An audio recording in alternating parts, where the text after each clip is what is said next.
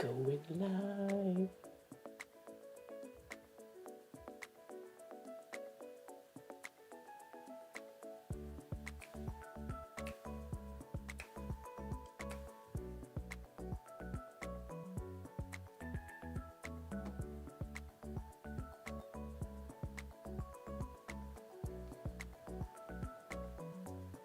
We should be live.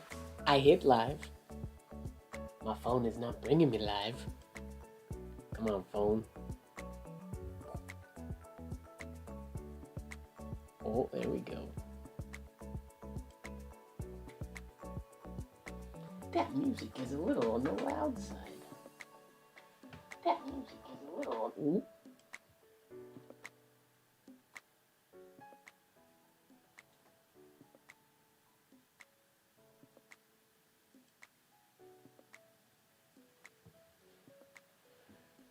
All right. Breakfast. That's perfect. Late night live and breakfast. I have to go shopping. I officially ran out of breakfast food this today. I gotta go shopping tomorrow. I'm stuck up on more breakfast food. What's going on, everybody? Welcome to week 2 of our Tuesday evening late night lives. Debating if I should do...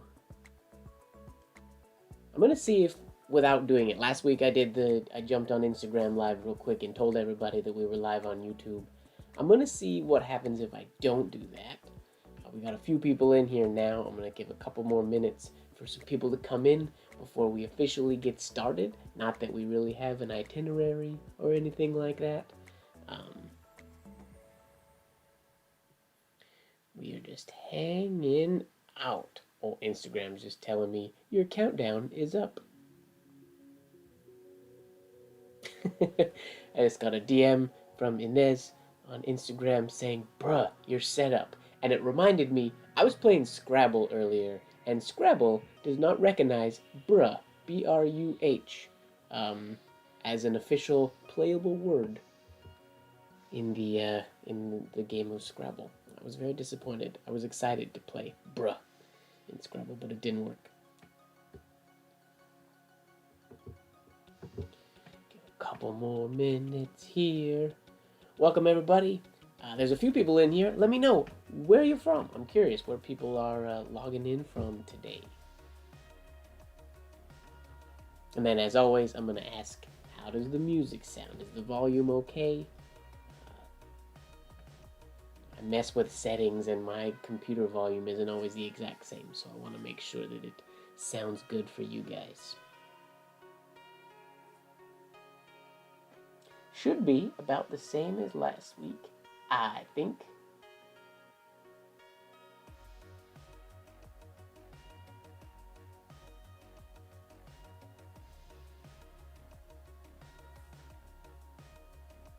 What's up, Nicola? Oh! I owe you an email. I will send you that email. It's on my to-do list. I haven't got to it yet, and I apologize.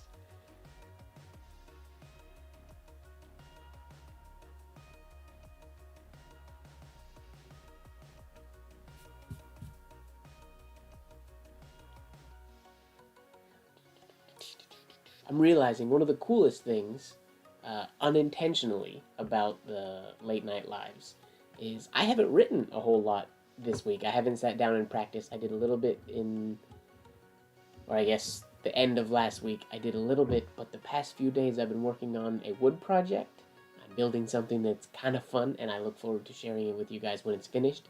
It's in the other room by the window airing out. It's being stained at the moment, coloring the wood, but working on that, and when that happens, I do all my work on my tiny little writing desk, and it got absolutely covered with wood shavings and tools and knives and all sorts of stuff, so no writing really happens.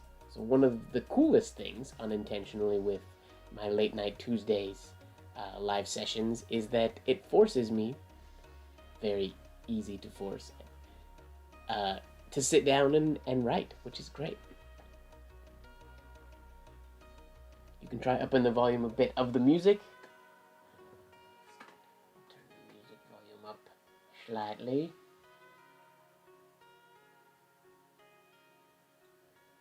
some of these songs are pretty quiet. So as the stream goes, if you guys want the music up or down, it's kind of vibey today. Last week we had a jazz feel.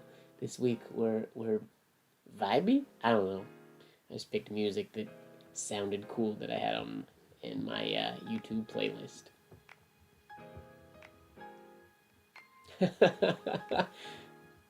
Hi, Hero and Ian. I can't see you, but you're waving, so I'll wave back. We'll have to do a Zoom one of these days as well. I'll keep these lives just my face, or if I have like a guest some days. But I want to start setting up also just some Zoom chill sessions with people to get the full-on Iampith After Dark vibe. What am I writing tonight? Tonight is just more practice. I did ask earlier last week if anybody had, or I asked for questions. I put out an Instagram story, and I have a few questions that I'm going to try to touch on. Usually as the live goes, people ask questions in the chat, and I will field and answer those questions as we're going. But not really an itinerary. We're just kind of chilling.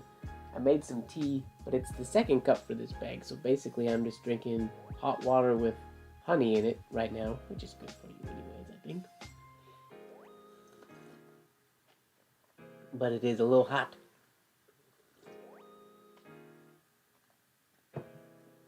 Alright, well, to get things started, I haven't shown this very much. It's been in some photos, but I haven't shown my, I gotta post an actual, reveal of this little guy. I had an old one that I did, it's over there, it's far away, a while ago, but this is a new revamp, bigger, so it can fit the actual jars that I have, and it's closed. Listen, watch how satisfying this is. Ready? Ooh! It's got magnetic closures, but the magnets are hiding inside the wood, so you can't see them. Super proud of how this little guy turned out, but I gotta make a proper post about it in the weeks to come when I clean up my desk. Here we go. Swirl my ink real quick, and then I'm gonna start warming up my hand, because I sat down and wrote this, which is not too bad for not being super warmed up. But now we're gonna warm up before we get our writing going.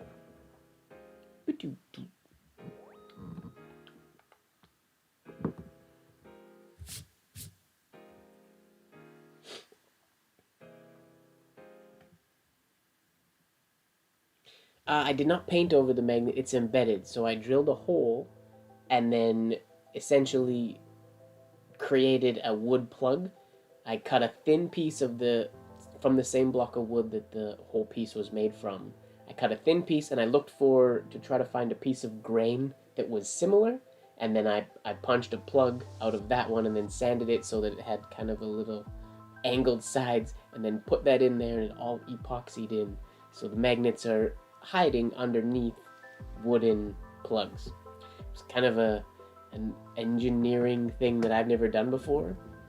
Simple in thought, but then just something I've never done before, and I tried it on a few scrap pieces of wood, and it worked really good. Originally, I made it with smaller magnets, and unfortunately they weren't strong enough, so I had to then, it was kind of a mess up. I had to drill out, I had to ruin the magnets that were in there, because they were so solid and the holes were the perfect size. I had to drill out those magnets so that I could remake the holes and put in bigger ones. Because what I was nervous about was this lip here is not very wide. So I was nervous like the magnet is basically the same width. My camera's not focused, but the magnet is almost the same width as that lip. I wanted to get nice big magnets in there so they'd be strong enough. Yeah, small ones didn't work. Ended up having to redo all that for big ones. Luckily, it worked perfect. I didn't ruin anything in the fix, which was nice because there was some potential for sad Mike during that project.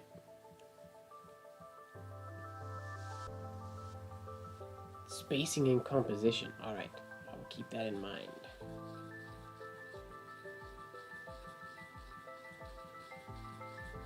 Some ovals real quick just to get my arm raring to go. That should do. Yeah. It was getting the grains to match. They don't match perfectly. I could have been a little more judgy, a little more critical of the grains when I picked the plugs. But the grains do match relatively well. And even if the grain, I mean, it's end grain, so there's not a whole lot of grain you see in it anyways, but it is from the same chunk of wood, so it matches pretty well. It's not completely invisible. Like when the epoxy came out of the cracks, that also darkened up the seams a little bit.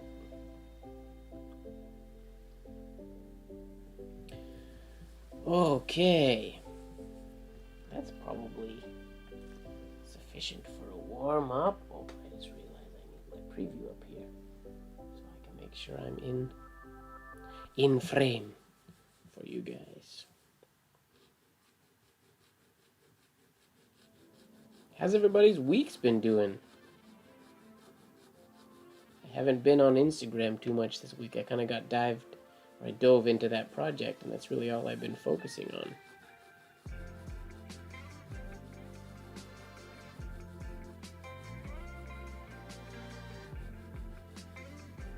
It's been rainy here as well. I need to take my bike out.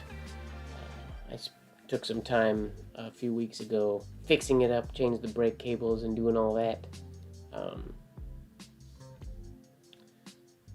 New tires, but then I never took it outside. So I don't know if what I did even works. I've never fixed a bike before. So what I did to it might not work at all. We don't know. Alright, the first question I got on Instagram for this live stream was from the Spilled.ink asked for basic stroke of Spencerian. They wanted to see, or for me to demonstrate some basic strokes. So what I do have here, this is from, I believe, the original pages from the New Spencerian Compendium. Get this so you can focus on it. Here, I figured I would show this. Most of you have probably seen this before. It's readily available online. This book was part of the handouts that I got when I attended the Advanced Spencerian Saga with Harvest Crittenden. But this is just a blown up version of the Spencerian fundamentals from the old books. So this shows in here, these are our principal strokes. We have our straight down stroke, we have our undercurve, and our overcurve. For our lowercase letters, those three pretty much make up all or most of the short letters. Now this isn't going to be a full Spencerian class, obviously, but that makes up the downstroke, like so. For when you're doing, let's say, an N, that's those two strokes right there and there, your downstrokes. And then, let me zoom in a little bit for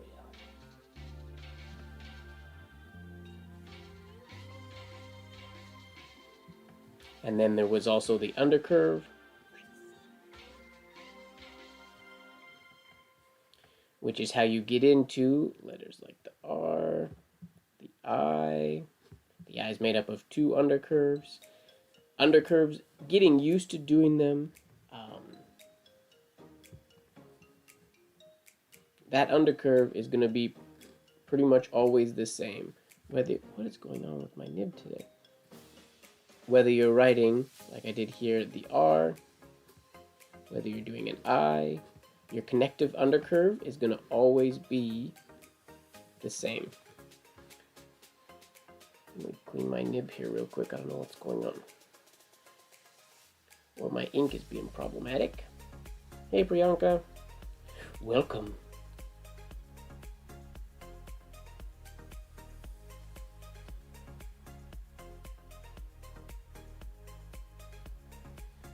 People are sending me messages on Instagram. Kamal.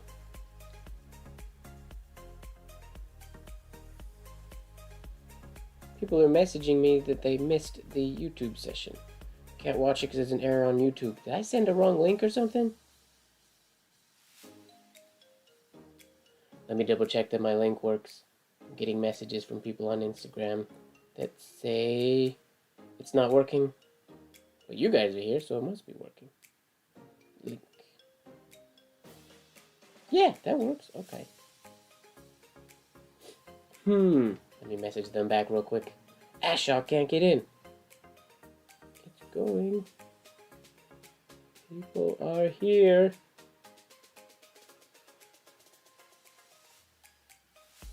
Why is YouTube making this difficult?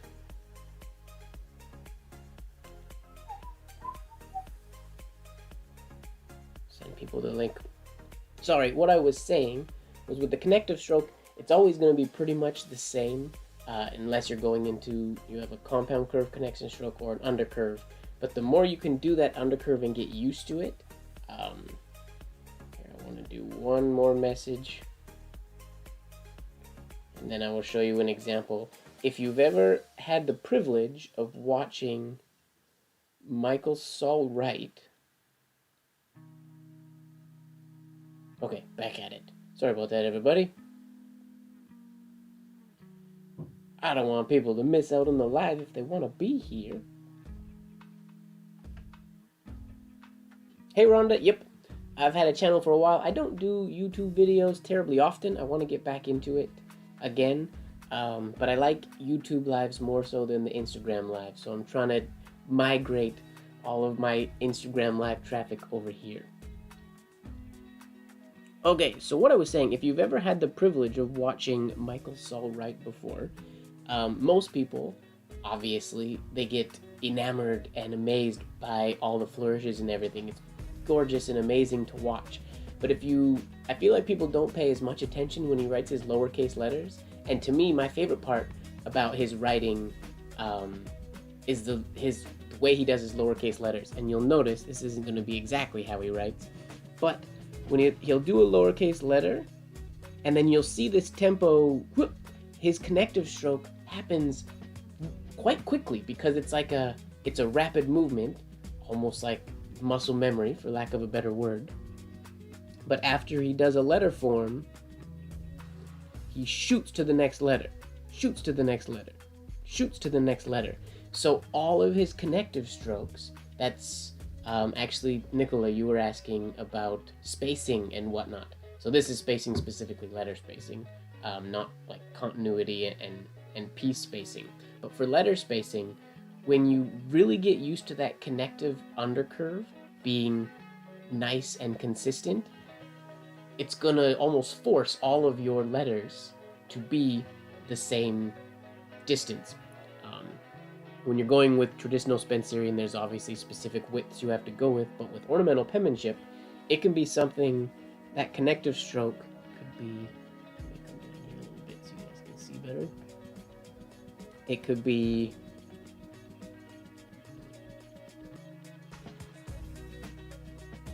short, they can be quite quick and abrupt, or they can be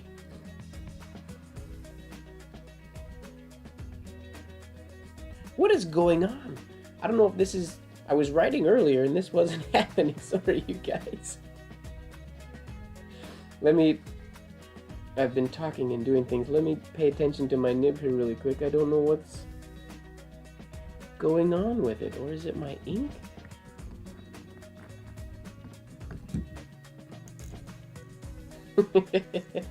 Weird. It could even be the paper. I might get a new piece of paper. This one might have... Do I have lotion on my hands? I might have got lotion on the bottom of the page. I can't remember if I put lotion on today. I probably did, but that could be the issue. Okay, you know what? We're just going to get a new piece of paper and see if that's the problem, because this is ridiculous. But yeah, what I was saying, that undercurve, anyways. I'm doing a terrible job of demonstrating it right now. My apologies. But that undercurve, the more you can get used to that. Alright, everybody cross your fingers that this works.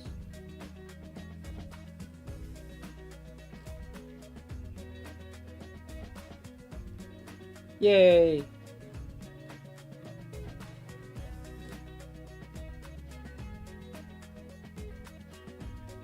So that undercurve, you get almost like it juts every time. That's sort of like a muscle memory move. So I'm not thinking about going from the U to the E or to the R. It's that motion just kind of happened. The connective stroke is a muscle memory movement. And what I was saying with ornamental penmanship is that can go short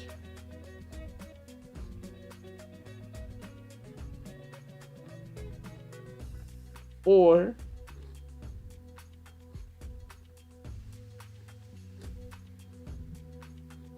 long. So, and that's when you make that movement a rapid connective.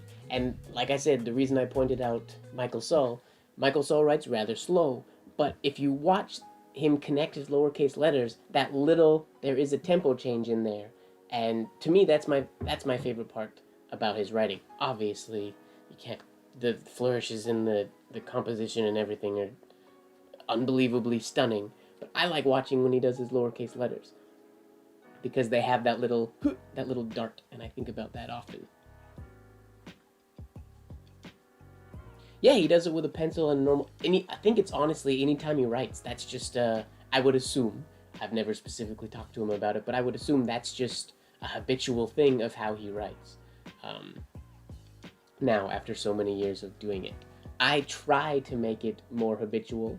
I find when I focus on it, it works better. Like not just reminding myself, and now make sure, like, let's keep our connective strokes nice and rapid, or I don't know what the proper word, punchy, cha cha cha cha, because the writing just looks, in my opinion, crisper when you do it that way. And then the other Spencerian fundamental, we had our downstroke, our undercurve, there's an overcurve, and this one, the overcurve is the same thing. For me, it's slightly less of a dart than the undercurve connective stroke.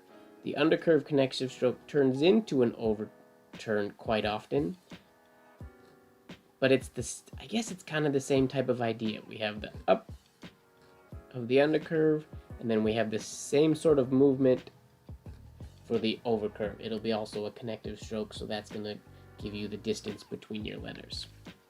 Those are the main principles. Then in the last principle, I guess, of the lowercase letters is getting the ascended loop, like so. And there are different methods, different tempos.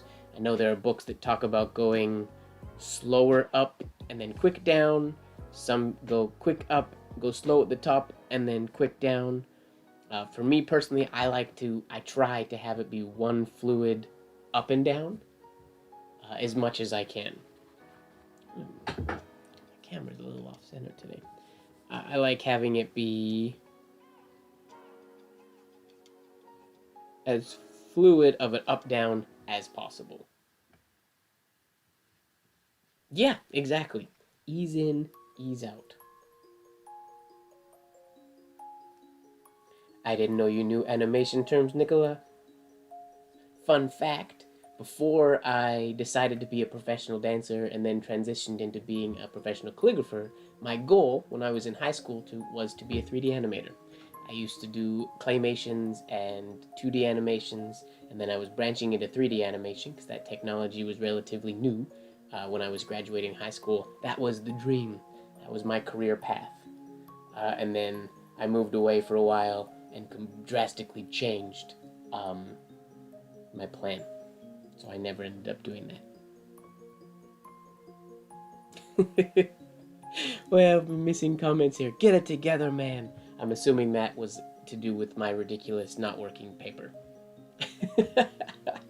It's confusing when that happens, because sometimes the issue is me. Luckily, most of the time the issue is the paper or the ink or the nib, but the ink or the nib I should be able to fix. But when the issue is the paper, I never really know. I always assume, I guess it's better to assume that the problem is with one of my tools and not with the paper. So that, I think, answers that question. Like I said, I can't get into a full basic Spencerian course, but those are the basic Spencerian fundamentals. Then you also have, there's the stems. You have your standard stem, whoops. Then you have your direct oval shade. You have your indirect oval shade. And those are essential. Well, then you also have your compound curve shade. And those are the primary, obviously there's some, we're not going to get super deep into it, but those are your primary shades that you'd be using in most of the Spencerian or traditional Spencerian capital letters, or ornamental penmanship capital letters. Now, DDB 107 asked, how do you avoid drag, the jagged bottom on the capital stem? Example, the capital N. So let me write a capital N here real quick. Zoom out ever so slightly so I don't have to worry too much about being in frame quite as much. Alright. So with the capital N, or just that would just use a standard stem shade.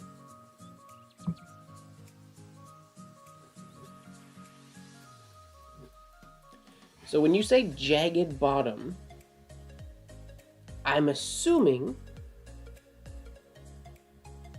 and I could be wrong, but I'm assuming you're meaning as your nib is coming across this way, it is digging into the paper and you're getting a jagged lower line. I'm gonna zoom in again. Get it together, man, as Rhonda would say.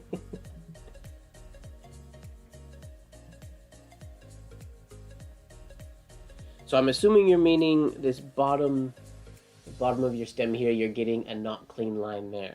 The top line is going to almost always be smooth, but because the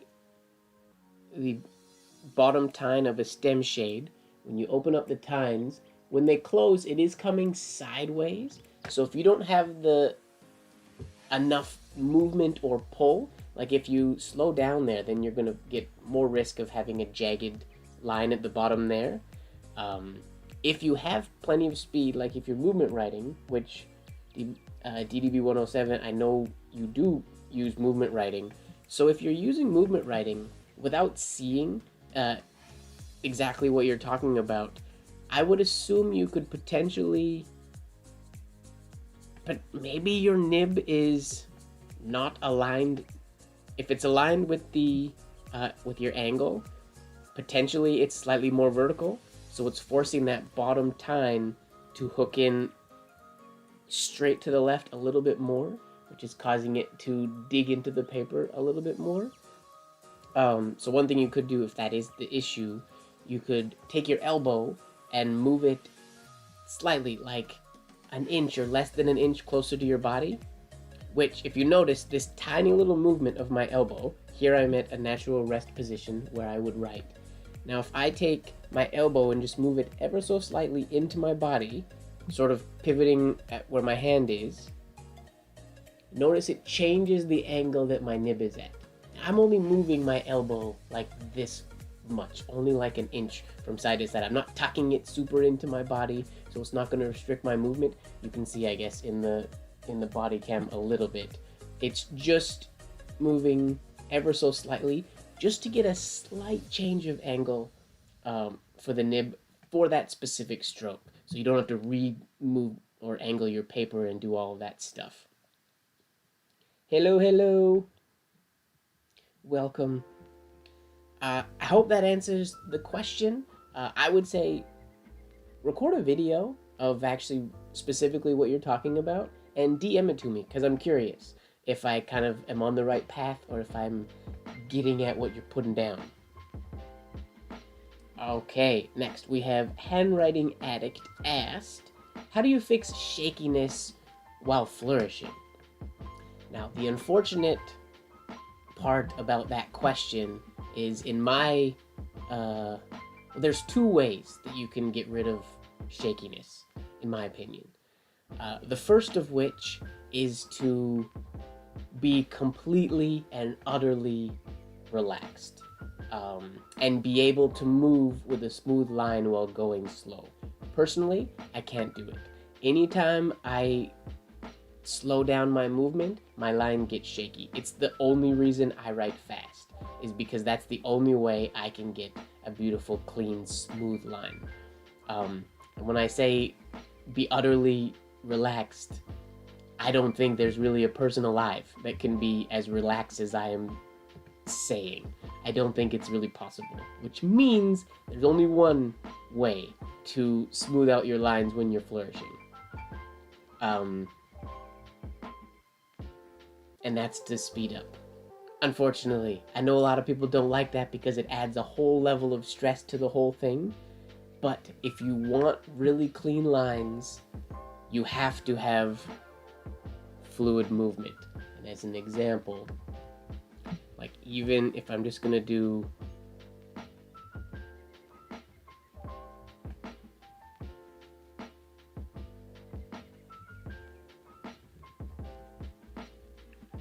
that's relatively smooth. It's not too shaky, and that's where I was saying if you're going to go at that speed, the more you can relax and breathe and have nothing hindering your movement and have your body be completely relaxed, you can get relatively smooth lines while going pretty slow. But if you want the smoothest lines possible, you need to adopt. You want to really smooth out those lines, you have to have some movement and some drive behind them. Otherwise, there's always going to be a little bit of shake in there, unfortunately. Like I said, I wish I could get smooth lines going slow, because it would give me more time to think about composition and where my shades and where my lines are going to go. But unfortunately, that's just not the case.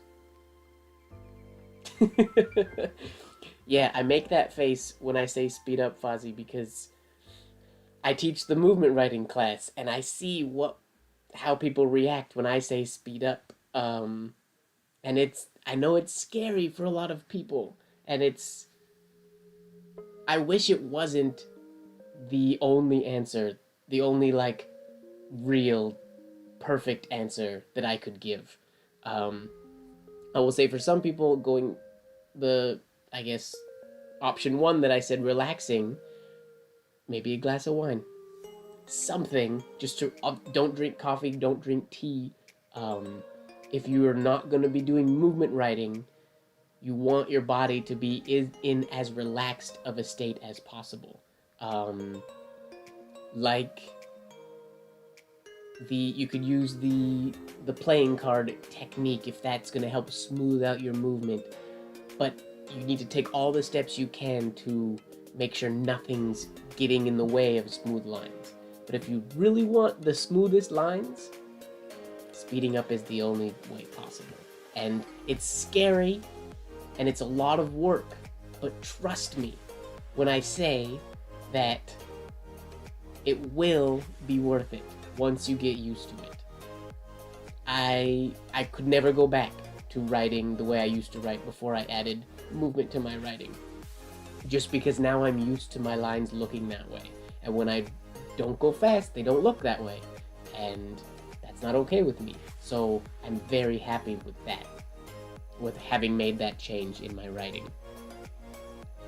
I was gonna say medication. Wine. I mean, it's legal in other countries now. You could take part in meds and do some things that will relax you a little more. I'm not experienced in said things, so I can't say that they work or not. But basically, yeah, anything you can imagine to chill yourself out.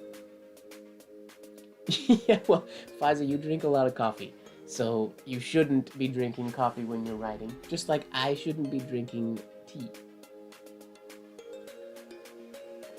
But I drink green tea, and I know it has caffeine and stuff in it, but I never feel, it has never given me a jittery or a shaky feeling. That's why I continue drinking it. Not because I need the energy. I don't feel like it gives me the energy. I have the same amount of energy without it. It just, I like the taste. I really like green tea. The metronomes. Yes, I am working on an online way of teaching movement writing. It is in the infant stages right now. I know I've been saying for a while that I didn't know how I was going to do it, but I've had a few people message me lately with some suggestions and things like that, and I think I can put it forth in a way that's possible. I just have to sort of build now the foundation to have it online and let it be a success. But I think I've found a way that I can teach movement writing online for current state of affairs since I'm unable to travel. Ideally, doors or airports and borders will open again and I can start traveling and teaching it in person because that's the best way that's the best way to teach it in my opinion. But let's get back to the questions. I'm chatty today. ArtZone85 says, approach to begin OP to avoid confusing swirls. So the biggest thing, if you're going to be approaching, if you're starting and you're approaching ornamental penmanship, the biggest thing is to delete all of the confusing swirls out of the mix so that you can just focus on the forms, which is essentially, I mean, what is now considered OP is essentially just heavily shaded Spencerian. So you have to be very comfortable with the Spencerian forms. And if you're super comfortable with those forms, then wrapping your head around ovals and oval theory and all that kind of stuff. My class isn't running right now, but I mean, this is sort of a plug. If we run it again on Acorn Arts, and hopefully we will, I run a signature design class that has nothing to do with movement writing and really isn't ornamental penmanship either. It's on the design side of things, but it teaches very heavily understanding of flourishes and ovals and balance and how they play together. So that helps sort of unlock the door to flourishing. But I would say the main part of OP, like in all the business educator lessons, they all start with the letter forms.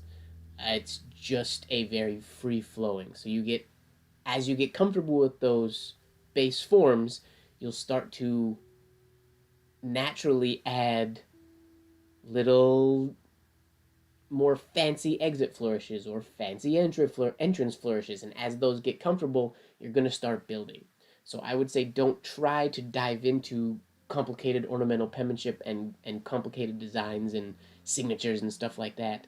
I would say dive into ornamental, heavily shaded Spencerian, and then as you get more comfortable, you're going to naturally just start adding other things that you see in the old scrapbooks and stuff like that. Study the old material, but when you look at the old material, try as much as you can to ignore all of the swirls and focus on the base forms and the spacing, and then notice how those old penmen added those forms over top of what was already the perfect form, if that makes sense. Hey Michael, welcome to our live.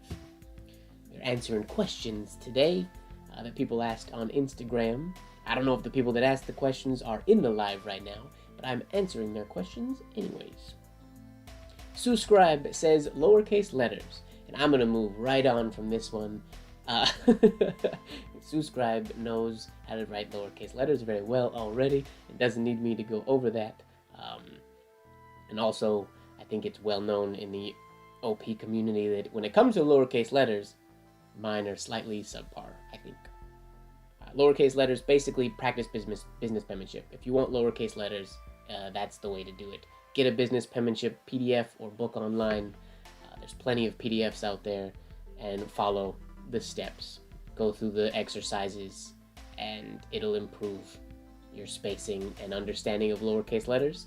Then you can add slight little touches to turn them into ornamental penmanship letters. They're not the same thing, but they are very, very similar, in my opinion. So, study OP if you want good lowercase letters.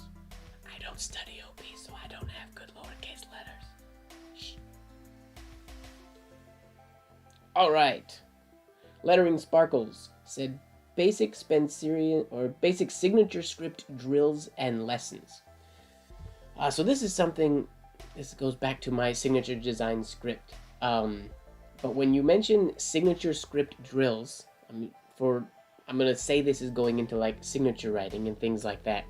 I would recommend, if you're trying to get used to signature writing and you're having trouble, I'm talking so much that my ink is separating, that you're having trouble with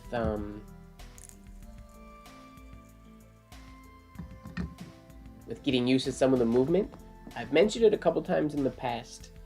I like to turn any stroke that I'm trying to put into a design, like when I do my Sig Sling and Sunday challenge or things like that, any stroke can be a drill. So it's, let's say there was a signature we were working on that had an A that went into, snag, into a C. So let's say we have that A into C. Now that's a relatively simple, easy to understand connection, but if we're having trouble with it, you can turn, because this is all one flowing thing, you could either go from the start of the A, or you could start right here. I mean, you could really do anything. There's no rules to this. It's just how I like to practice these things.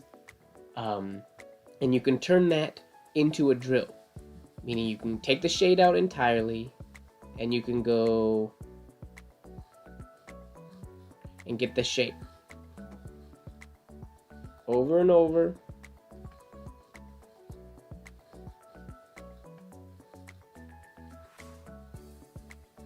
And what that does is, just like when we do all our countless ovals in the beginning, this gets our hand prepped and ready to write on the proper slant line and gets the muscles warmed up so they can be nice and smooth and things like that. It's the same thing. When you practice this over and over again, and these, you don't need to use a nib and ink if you already have a really light hand. You could do these in pencil. You can do them in, if you have a pen that's quick enough, heck, you can just do them in the air without any ink or any graphite or anything, but it's not, I wouldn't recommend that as much because you can't see if you're getting completely offline. But it's just getting your arm used to making that movement. So then when you go into that signature the next time, you can do it nice and smooth. It's going to feel comfortable. Adding that shade then is going to be the only step. If you try to do it all at once, then you have writing the movement and adding the shade all together, which is very daunting. It's two difficult things at the same time. If you can make it so it's only one difficult thing at a time, first the traffic and then the shade, then it's going to all come together. So for signature script, like I said, I'm assuming you're talking about signature writing. There isn't a specific drill that I would recommend. There's a couple in Zahner's Lessons of Ornamental Penmanship. Oh gosh, how does it go? He has one where he go, what does he do here? I can't remember how it goes. He has one that combines a few of the different scripts. How does it go?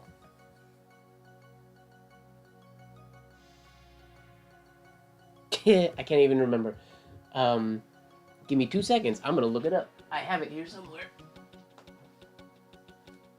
This is a stack of these are PDFs from IAMPITH and archive.org and stuff like that I just took to a print shop over the years. And these are some of my favorite books. There's multiples here. These are different prints. I'll bring them to students so people can look at them when I go places. Right here, this should... Sorry, that was loud. This should give us an idea of what I'm talking about. Let me find it here real quick, because it is a good one. There, that's the one I'm talking about. That stroke right there. So the cool thing about this one is it gives us our stem stroke and then it comes around into another stem stroke. So the stem stroke that continues, and then the stem stroke that stops. But you do this one and also this one. This one, for me, I like this one because it gets me doing the two different strokes. And this is, I think, a question that somebody asked that we'll get to later on today. But we have that same compound curve stem stroke. If you watched last week, this is the favorite stem that I've been practicing so much lately. And then instead of coming into a stem, we're coming into the indirect shade. So the shade starts higher and it's that whole side of that oval, whereas this one starts halfway and is just the bottom, essentially the same weight as that one. So it's doing both of these and making sure your hand knows the difference between those two shades when you do them. So that's a great exercise that I would recommend. And that book again is Lessons in Ornamental Penmanship by C.P. Zahner. Good book. It's available on the IAMPERTH website. But that's kind of some of the drills, other than obviously the most important thing you can do is drill your capital letters. But that's not really part of signature script. That's just getting your letter forms comfortable. So making sure you're comfortable drilling the stem stroke, drilling the compound curve stem stroke, drilling the indirect oval shade, drilling the direct oval shade, getting all of your fundamental OP forms and strokes good. So you drill those, and then these are how you, and the same thing, you do these all without shades before you add the shades. But if you're working on specific signatures, you can turn any stroke in the world into a drill, which is great. Then they're not drills, they're just practice strokes. Like every golfer steps up to the tee, they do a practice swing, and then they go. So you can do the whole thing as a practice swing. Get your muscles used to that movement, so then it's just rinse and repeat. Yes, Michael, this is bleed-proof white, currently. Oh, and I just realized I spilt a bunch of it when I wasn't paying attention. Well, that's gonna happen. I'll clean that later. But yes, bleed-proof white is the ink I'm using today. On very cheap, just black gel paper, nothing fancy. How often do I do live YouTube? Every Tuesday night. Lately, I do my late night lives Tuesday at 9 p.m. What time zone am I in? Western. Pacific Daylight Time. Is that what it's officially called? PDT? Oh, Chantel. Sorry. Cool.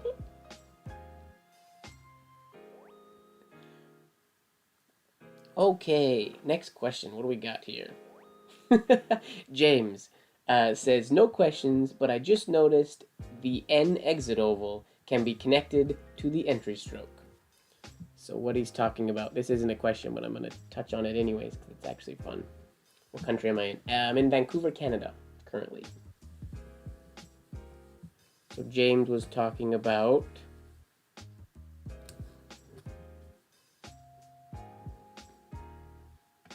Was it that one? Yeah, how you could connect that stroke there to make an infinity stroke. It's not the best example of an infinity stroke, but there you are. Is that specifically what you were talking about, James? That connection there? I can't remember what entry stroke I used on the N you were referring to. I think, well, I guess it was that fancy N. Like so.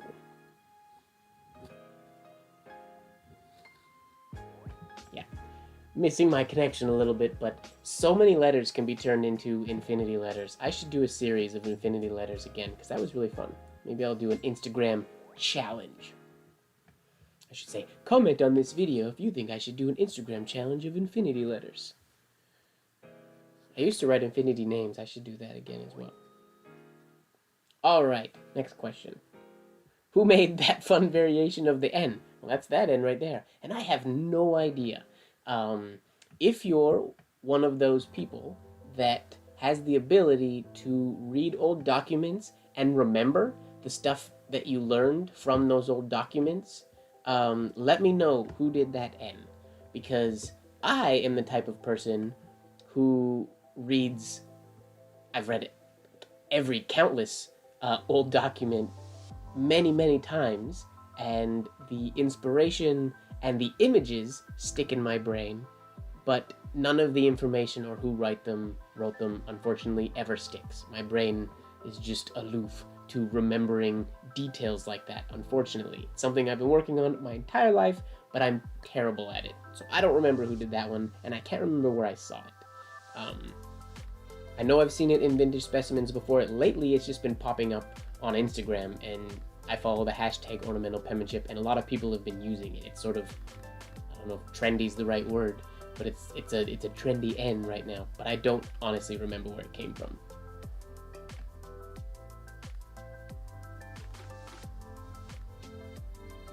Okay, what else do we got here for questions?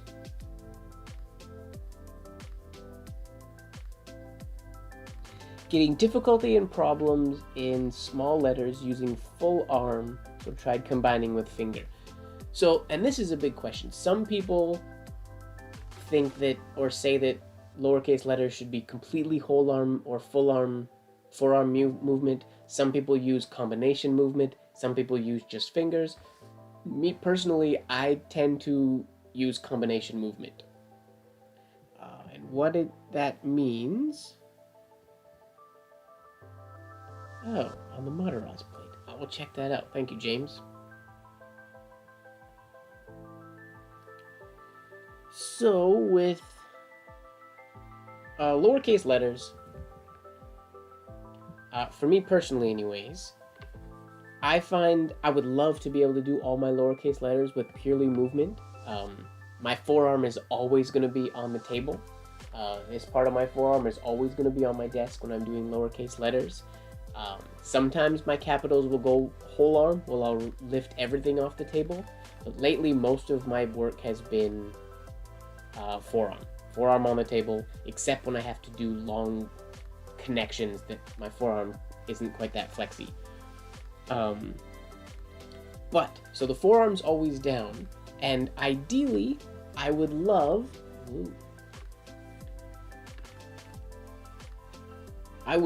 to be able to do everything without the use of my fingers at all.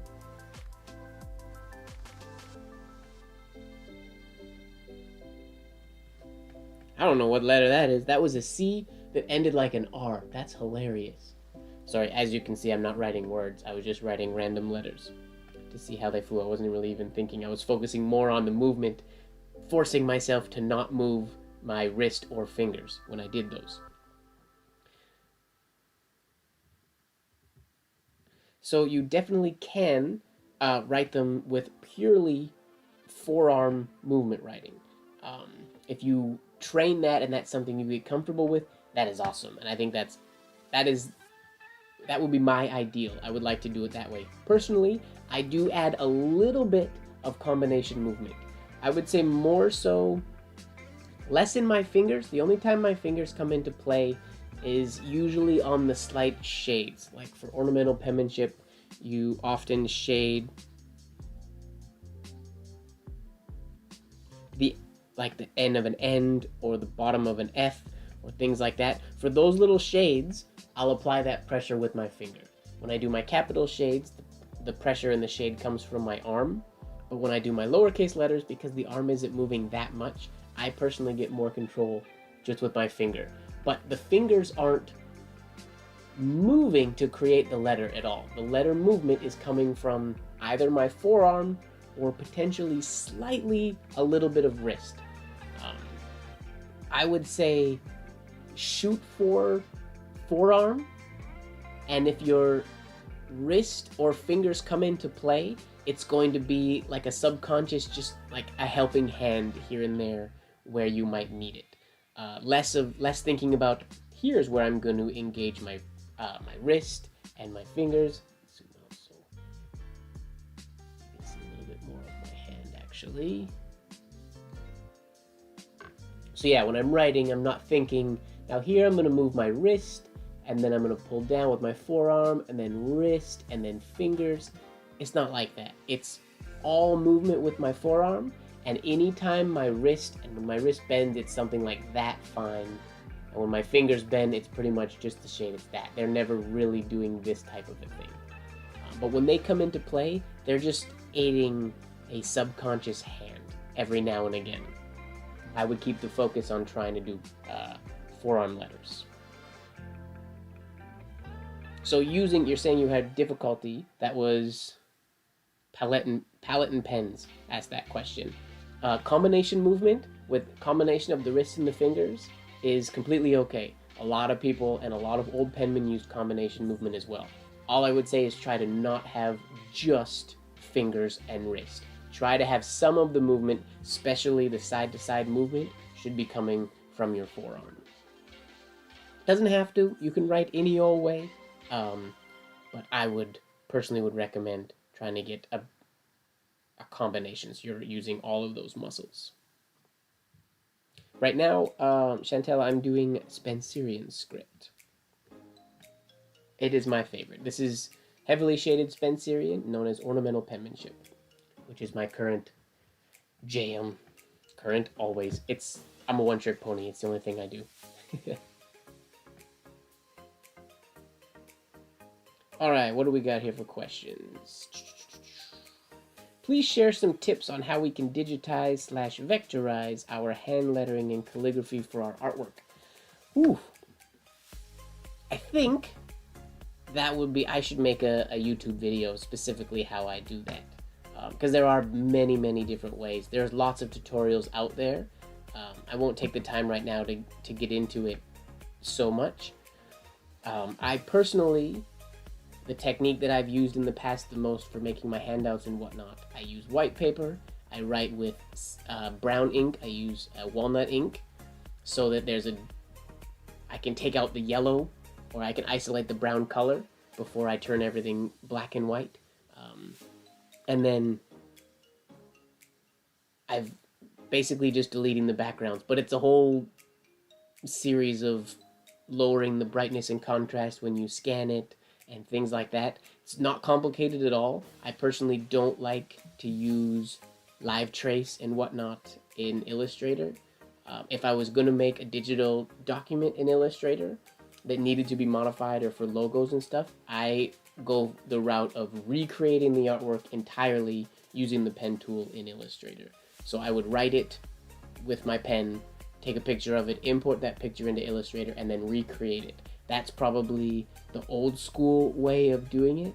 Now, I don't like live trace because I don't like how it digitizes the lines. I like making the lines exactly like I want them. I let my control freak out a little bit when I do that. So that's the way I do it. But there's most of the stuff that I digitize, it's for print, so it doesn't have to be like a vectorized logo, like my handouts and things like that. So I have a different process of scanning and digitizing those, which I have been meaning to make tutorial videos of those, and I will get to that soon. I will add it to my list, newly created list of stuff I have to do for the penmanship world. Okay. Yes, it is Tuesday night where we are. We start this live at Tuesday at 9 p.m.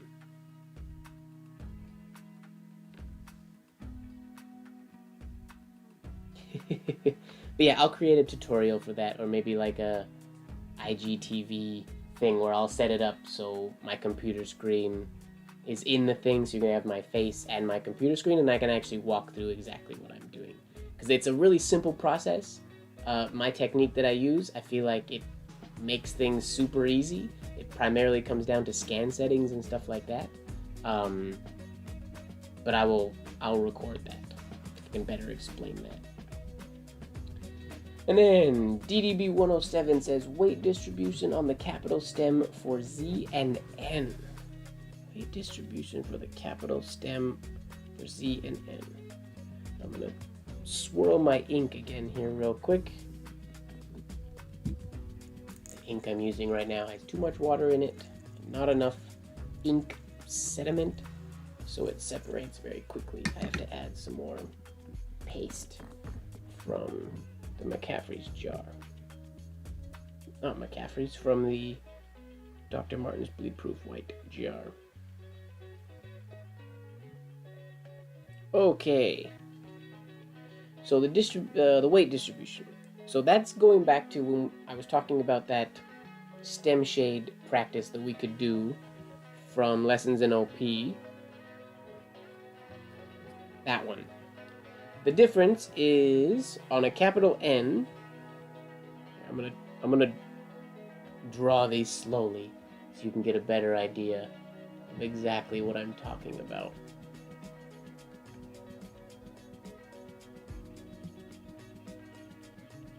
For an N, you're coming down on the slant line and your shade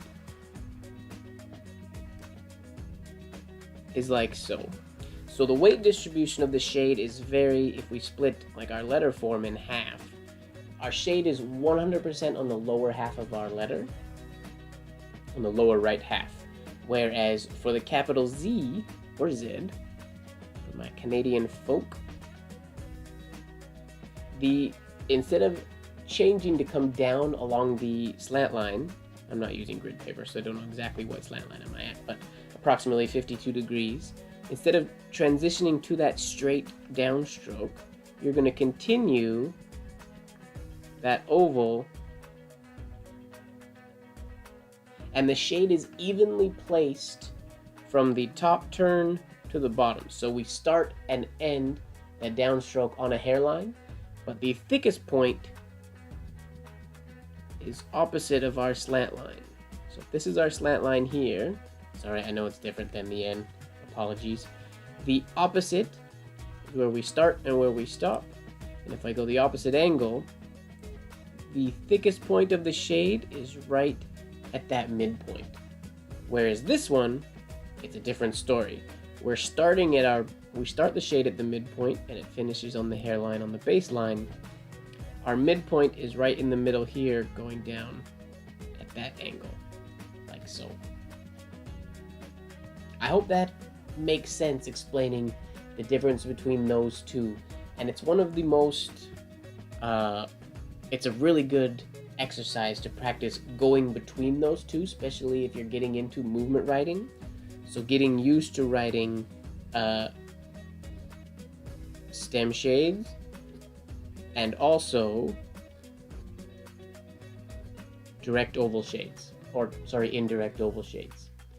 You can see this one's sort of in the middle, the shade is starting low, which is often what will happen. You have to get used to starting that shade up here so it shades the entire side. When you're learning OP, you'll see the drills quite often that look like, for indirect ovals anyways, you'll see these ones. Whoa, those aren't very good right now, but you get the idea. I'm doing my indirect ovals, and the shade, these are all the same shade you would use on the Z or the Z. You wouldn't do these with a stem shade. Yeah, you wouldn't do them with a stem shade. So it's getting used to the difference between those two when you're applying that weight. Again, doesn't matter if you have a big complicated entry stroke. You have your stem shade versus your indirect oval shade. So this can go into an N, or this could go into a Z. Hope that answers that question. I think it does. I think that's the direction you were getting at.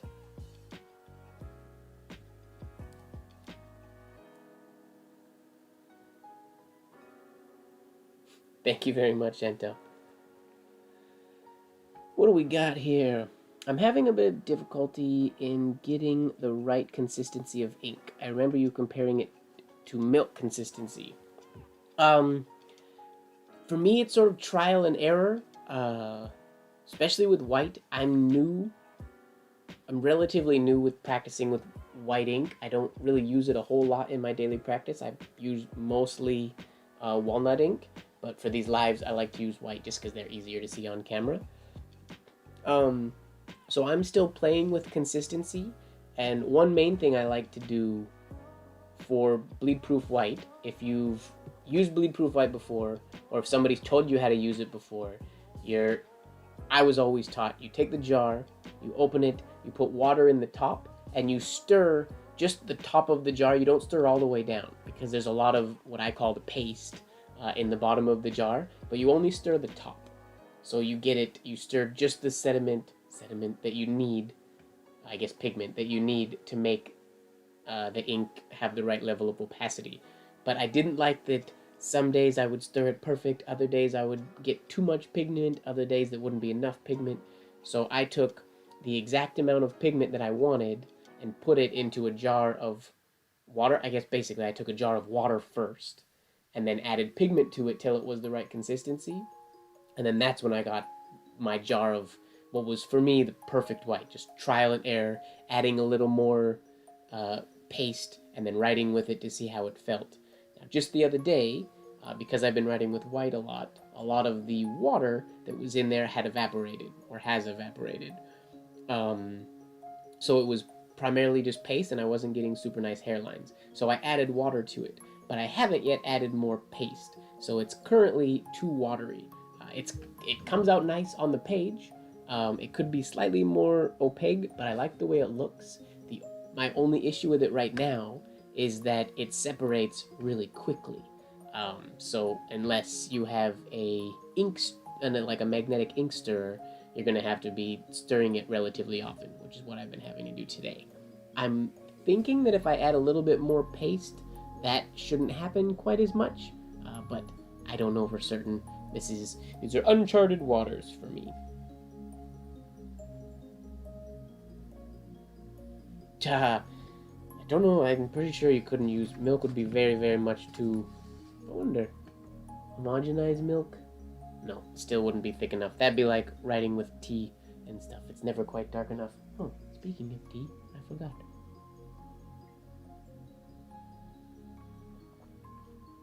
What about Sumi ink? The same thing kind of applies. I don't really use Sumi ink too much. Recently, I got into ink sticks. I've been experimenting. My ink sticks are currently, or my jars of ink that I made are currently sitting for a few days. I've been told that after they sit for a few days, they'll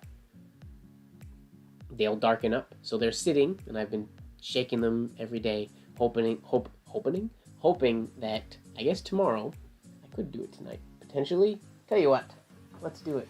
I'm going to test out my ink stick ink. I haven't used it for a few days. We're going to see how it looks today. Grab some random sheets of paper here. Now, this might look crazy. The camera is set for black paper. We will see if it will adapt. I can change the settings here. And I will grab my ink. Stick number 2. Stick number 1. So I haven't used this in a few days. I was told it would darken up. So we'll see if it actually did or not. But generally, I don't really use Sumi ink that much. I'm not a huge fan of it. But I just really wanted to try stick ink. But I think for Sumi it's the same thing. If I would put the direct Sumi in a bottle. Ooh, that doesn't smell very good. My ink doesn't. It stinks. Maybe I left it in there too long. Oops. So what was I saying? Right, Sumi. Put the Sumi from the bottle, which normally it's quite thick, into a jar, and then add water, test it, add more water, test it until it gets to the consistency and darkness that you like, and smooth flowiness. That's a big one. Depending if you write slow, write fast, the nibs you're using, your requirements are going to be slightly, or everybody's requirements are going to be slightly different.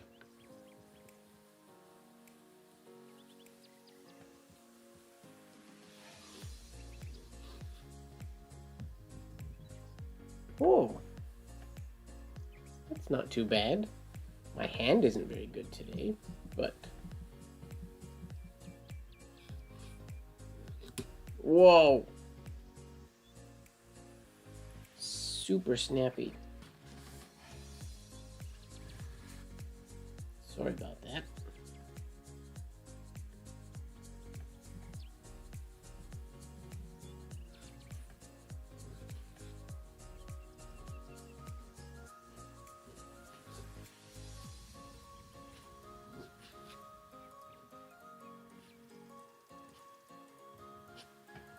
Good ink. I gotta see how it dries, but it's still relatively smooth. Got that rough ink snap, but that's gonna happen. Or nib snap. I do think it smelled really pretty when I made it, and then I put it in a jar. People did warn me that if you make too much in a jar, it goes off, it goes bad, and I think, well, that didn't last very long. Okay, so ink, I guess you don't make a lot of stick ink at once because it goes bad.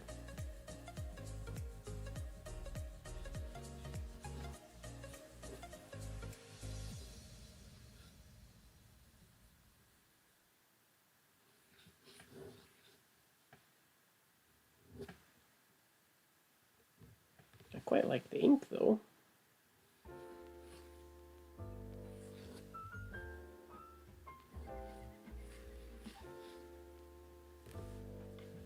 It just smells bad.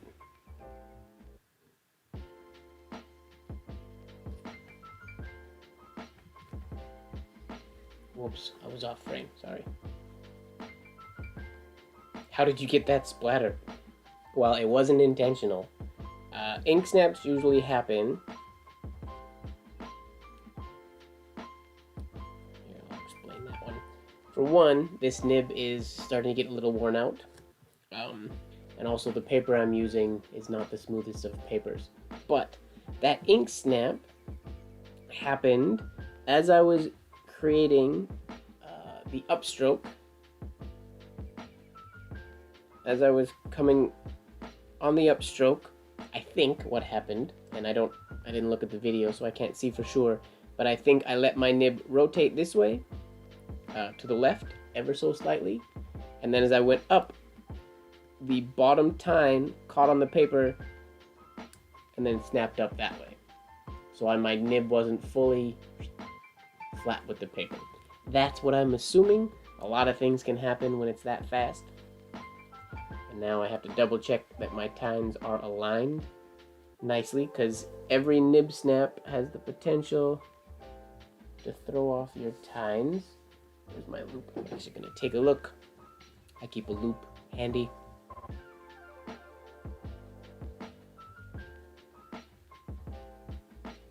Oh, these tines are also different lengths right now. This is a worn out nib. It's very sharp.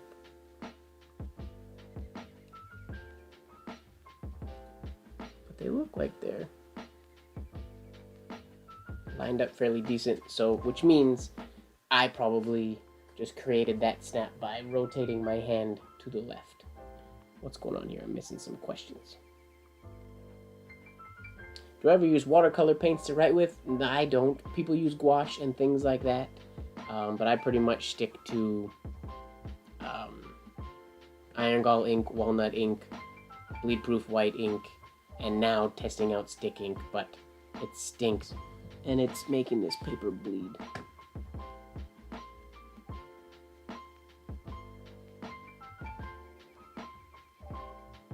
My smell, it didn't stink when I made it though. The stick smelled beautiful. It smelled awesome when I made it. It just doesn't smell awesome anymore. I'm gonna go back to black right now.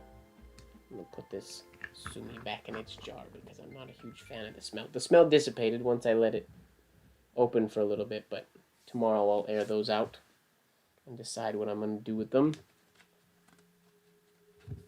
I'm gonna go back to black paper. We'll get a new sheet.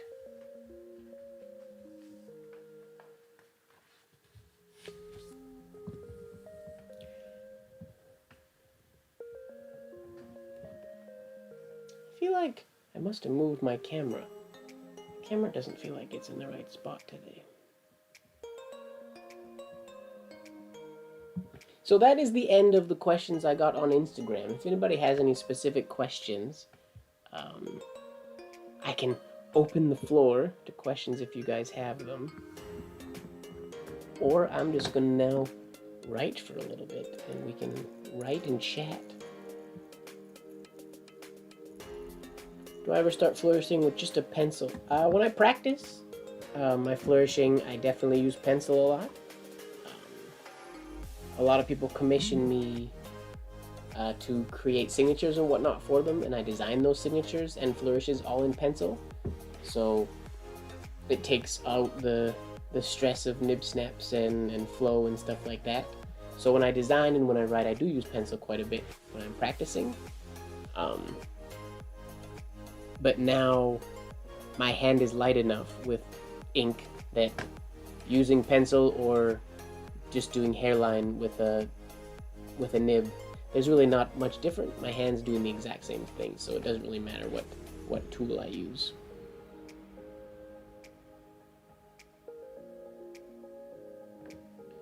All right.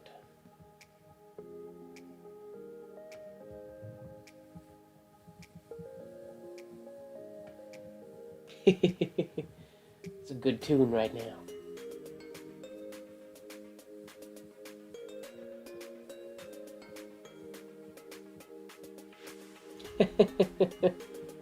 I have to get more toys so I can unbox them.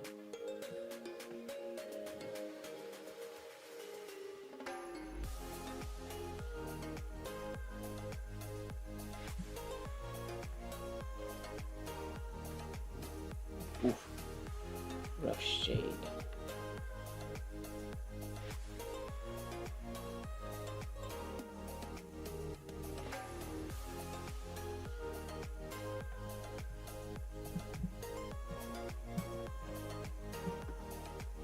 Tell you what I'm gonna do here. I'm gonna move my camera. I want to do some more writing, but I think I was taking product shots or something. My camera doesn't feel like it's where I want it to be. Give me 2 seconds here, everybody. I apologize. I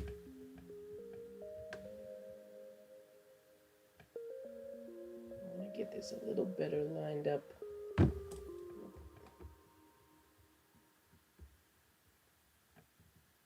Come on. Why are you being so difficult?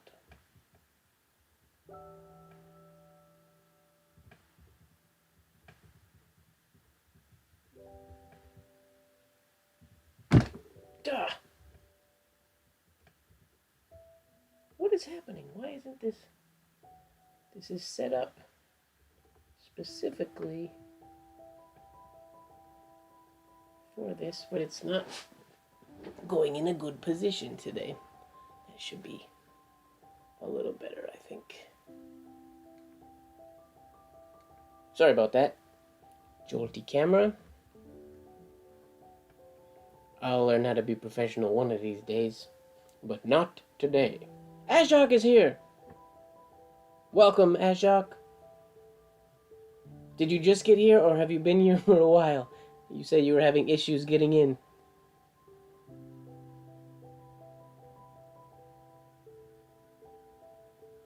How many hours until you're reasonably good? Depends on different people. I mean, it takes a lot of work. And the cool thing for me about ornamental penmanship is, I think a small amount of dedicated practice will yield amazing results. But there's no number of how many hours. It's like how many hours to practice, how many months until I'm good. It's going to be different for different people. Some people will get a good grasp on it in a month or two. Other people will take years. I've been doing this for years and I'm not where I want to be yet. It's a constant battle. So I would say focus less on how long till I'm good and more on enjoying the learning process and the physical aspect of writing. And then if that's where your focus is, along the road, you will accidentally get good without realizing it because it wasn't a pushing force. It wasn't part of the whole process. The process was just liking doing it, which is why I do it. I like writing, so I write. And then eventually, if I write enough, I get better, which is cool. It's a bonus. If ornamental penmanship feels like a battle, or if it feels like a negative and you don't want to do it, then I genuinely don't believe you should try. Or you should.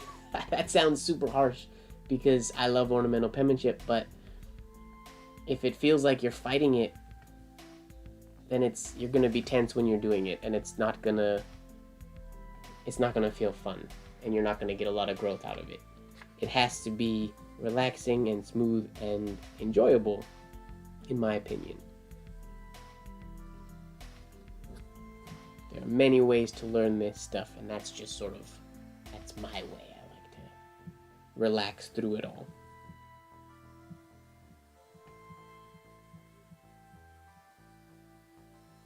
Oh, awesome. I didn't know you were in here. That's good to know, Ashok.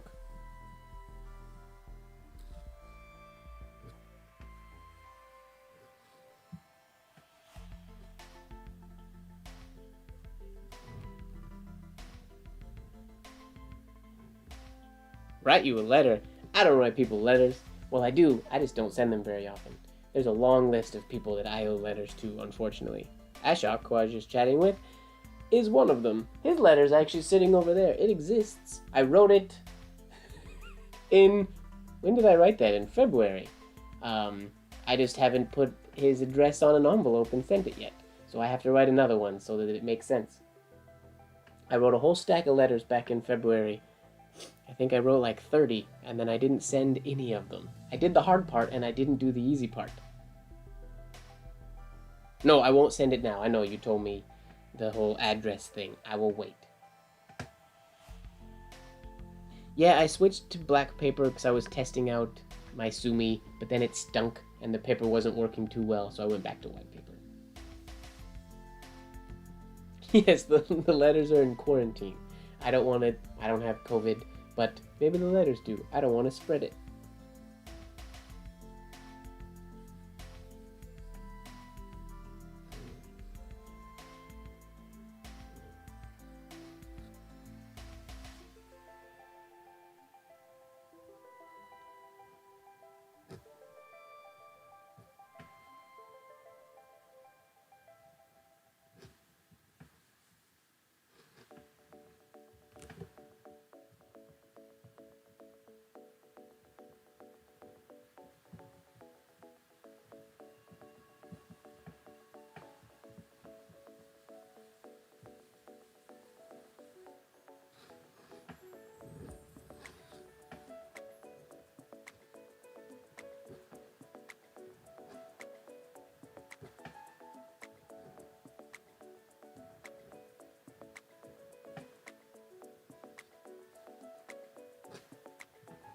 Quarantine letters. I will mail them out eventually.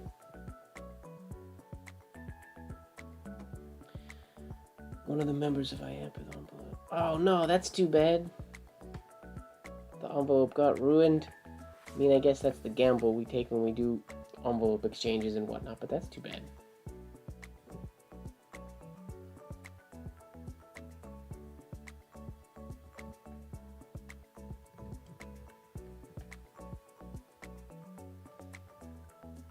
It is rare, but not as rare as you might think if you're part of this community that's in this chat right now. I mean, I don't get letters that often just because people know that I don't write letters that often. I would like to change that. I used to write letters all the time. I have boxes of letters to and from old friends.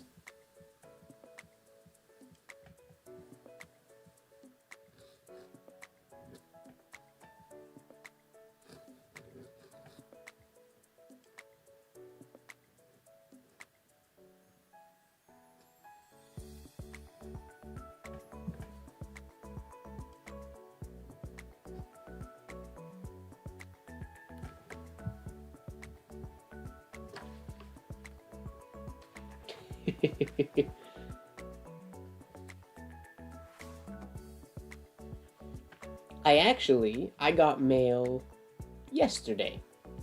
But I think I'll show you guys what I got yesterday. It's in the other room, so I have to go get it. Stay here, don't go away. I'll be right back. It's in the other... Oh, it's dark in there. I'll be right back. Just getting my mail.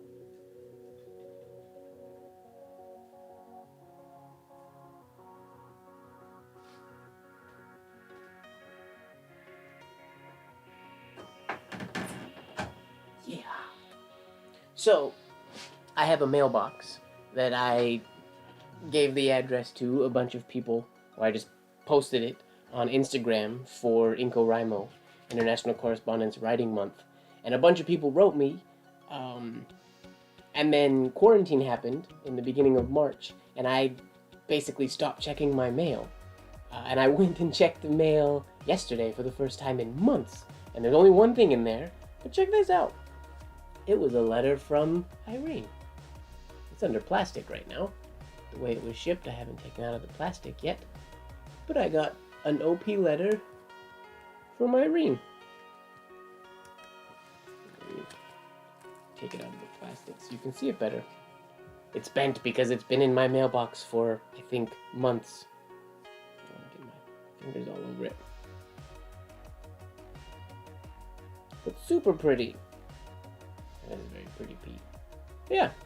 So now I have to write her back. I'll add her name to the list of people that I will write to and send when I get around to sending things. And I will put this in my scrapbook now that I've started my scrapbook of specimens. I actually have one now. So if people do send me things, I can put them in there and keep them. I'm slowly getting through all of my old letters and whatnot that I've received from like Michael Saul and penmanship friends, putting them in there to keep, just like the old scrapbooks. And hopefully I will start writing more letters, in which then I will start receiving more letters.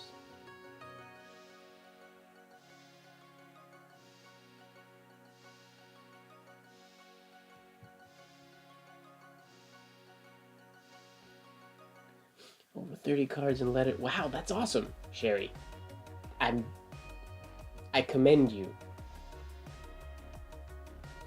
My biggest issue lately is, or right now, is envelopes. I don't have any good envelopes, and there are no stores nearby that I can just go and buy really good envelopes. I don't have like a Paper Source or stuff like a place like that in Vancouver for some reason. And there's some places I can order online, but I've done that in the past, and sometimes they bleed, and they don't work with specific inks that I want to use for them, because I don't want to write them in walnut ink and stuff like that. I want to write them in a better ink, and they bleed, so I get nervous ordering online papers that I've never written with before, so I've been slowly trying to source some good envelopes so that I can start writing and receiving, hopefully, more letters from people.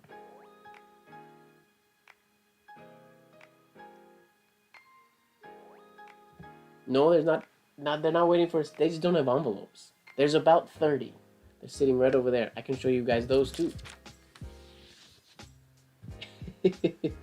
Show and tell.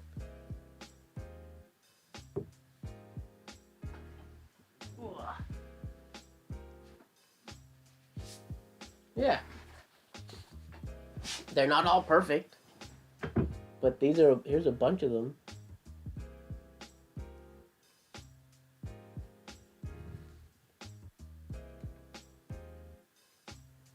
This one's to Vicky. There's one. Hey, that's for James. Is that you, James? Did I say? Is this James? Yeah. This one's written to James. That's hilarious. I forgot that I wrote you in there. There's one to Elena. There's one to Allison. And Kinga. And Cheryl. And Janine. And Carlo. And Ashok. Eric. And Jess. And Jen. Svani, Anna, Celia. Yeah, so there's some letters that just are waiting for envelopes / addresses. Some people I don't have their addresses. Most addresses I have, and most of them I just don't have envelopes to put them in, which is such a stupid excuse. But it kind of got put off, and now it's on the list of things that just don't happen, unfortunately. So eventually I'll get around to addressing them.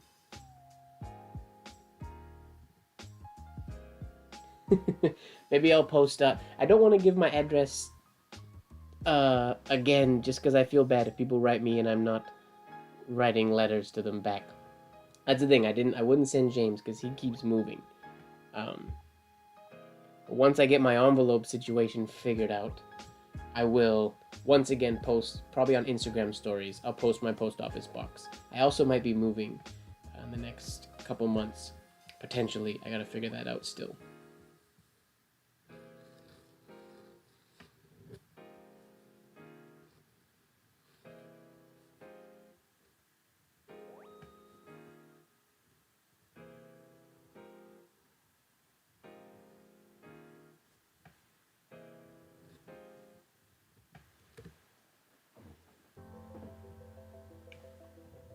It's a lot of letters, though. Whoops. Forgot. So far away. Focus.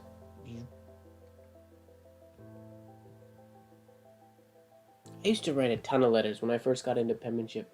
I enjoyed it. What I like about them is they're not all perfect.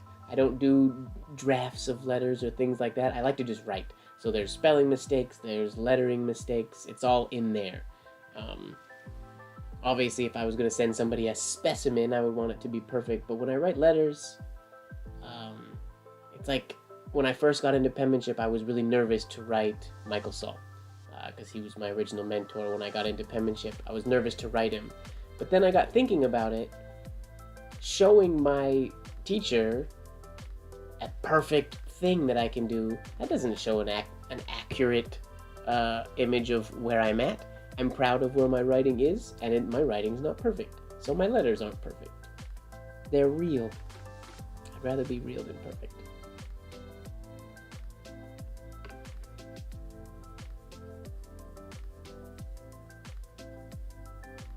Well, what I'm gonna do for all those letters, I'm gonna write like a smaller update for everybody that's in there before I write more. And then I'll just add these ones to it.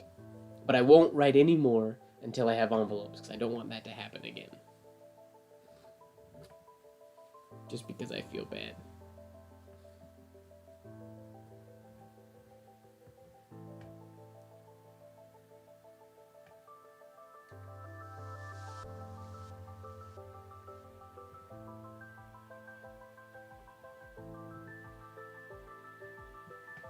And I don't want to feel bad.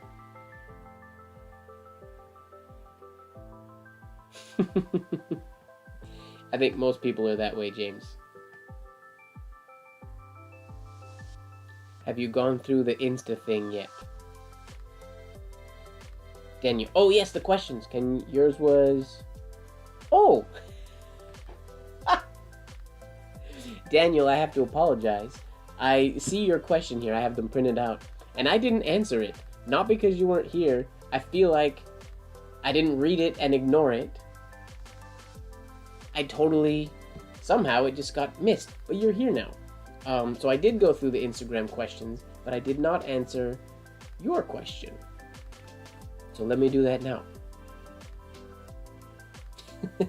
Fozzie, don't be stressed out when you write to Mike. Just write. Just let it be real. And write me a letter too, Fozzie. So, Daniel, your question was... Sorry, everybody, I totally missed this question for some reason. His question was, how can you tell if a pen holder is set correct or had the right form?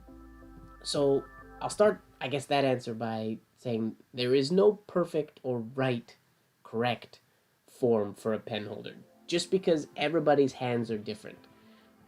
The main reason that I like using round holders that aren't ergonomic, this is nothing against ergonomic holders, I have and used them as well. But with round holders, if I go here, zoom out. If I'm using a round holder, if I'm using a traditional grip, the holder fits good. If I use sort of an in-between grip, if I'm training traditional but I'm not quite there yet, I can rotate the flange a little bit and it fits good. If I use a modern grip, it still fits good, right? So no matter what grip I'm using, it can still fit good, and I can modify the flange to adapt to the slant line. So example right now, I'm writing at approximately,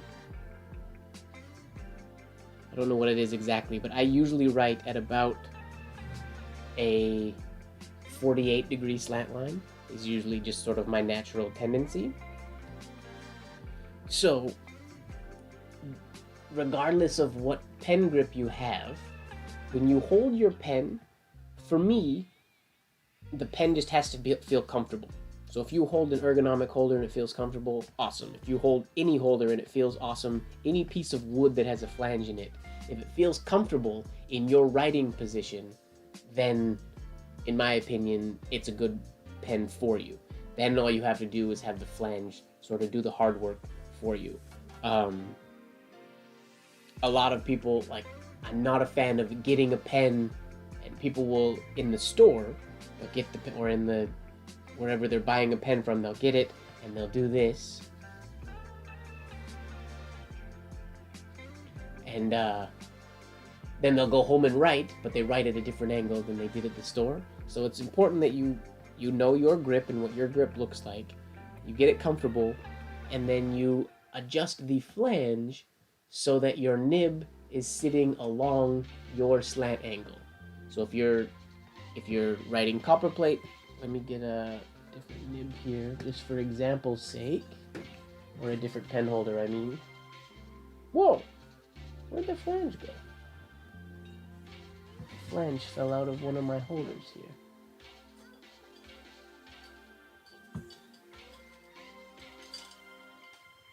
Come on.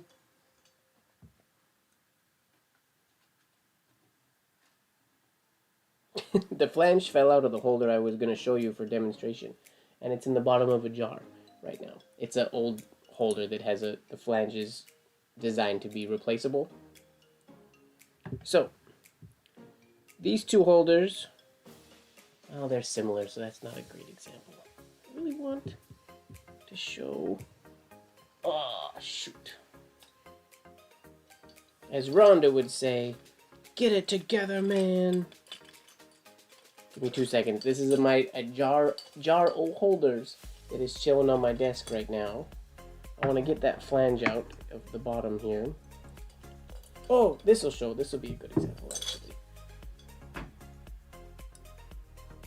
Okay. Here is my Michael Sol holder. It is set up for a Nico G nib. Grab a Nico G nib to put in it real quick.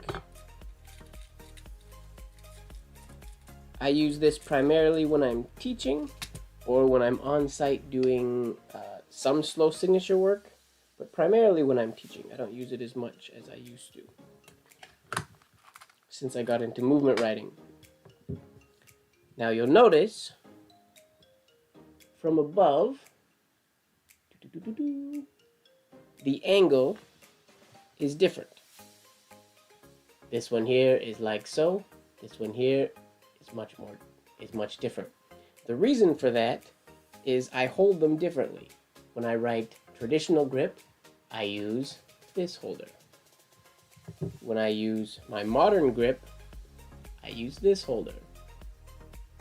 So you'll notice the nib is now along the proper slant line when I'm using a more traditional grip. Or sorry, when I'm using a more modern grip. If I brought this one over to the front, it wouldn't feel right.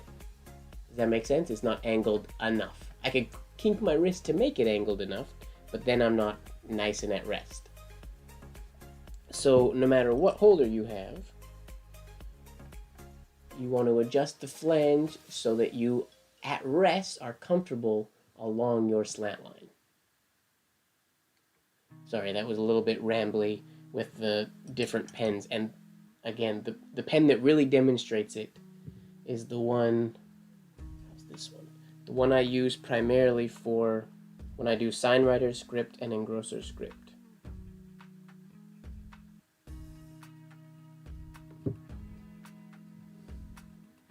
There's that one as well. Here's another good example. The pens are at the same angle, but they're different. This one is at my angle for traditional grip. This one, I would turn the paper more, and I would write like so. When I'm doing slower writing, I would use this holder with my hand in a more modern grip when I'm doing signwriter script. So this is where it's comfortable for me, so I turn my paper and write like so. So they have their own jobs. I hope that makes sense. I have another video on flange adjustment, and Dr. Joe Vitolo has a bunch of information out there on flange adjustment. But basically, for me, the important part is that when you hold your pen naturally, it is going along your slant line, and that you're not kinking your hand to make the nib sit flush or sit flat on the slant line. And I should probably do a much more specific video that's thought out about this, because it is something that I could talk a whole lot about and show much better examples and demonstrations than I am right now. I'm a little rambly at the moment. I apologize.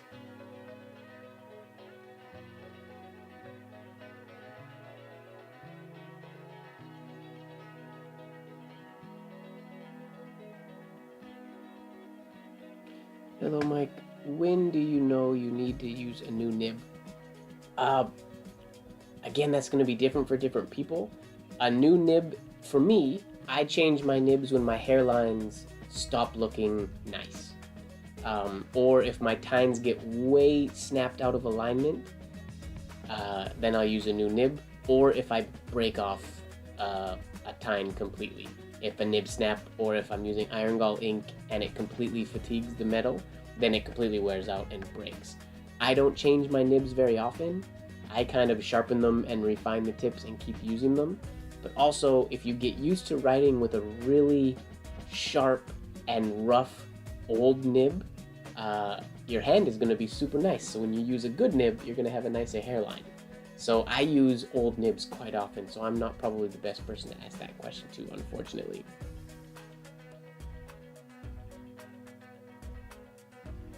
Zahner's instruction, so Zahner has instructions to use a pen holder set by someone with years in the craft.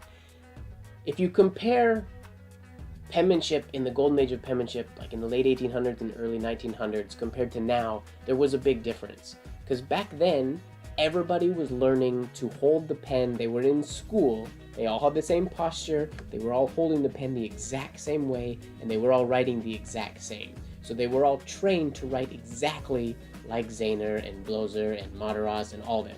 They were trained to hold it very much exactly the same. A lot of those penmen, as they continued, they have slight modifications or slight personalizations in their grip and adjustment. But as a general rule, you can see that their tools are all pretty close to identical. So back then it was easy for a teacher to say, you need to use a pen that's exactly like my pen, because you're learning to write exactly like I am. If somebody's body was built exactly like mine, back then I would tell them to use a flange that's adjusted exactly like mine is. But today, we don't train drilling it like that. So for me, it seems less fruitful for everybody to train the exact same, because everybody's grips are slightly different. So everybody's needs nowadays are much different than they used to be. Everybody back then was trained to be the same. We're no longer, our base foundation isn't that.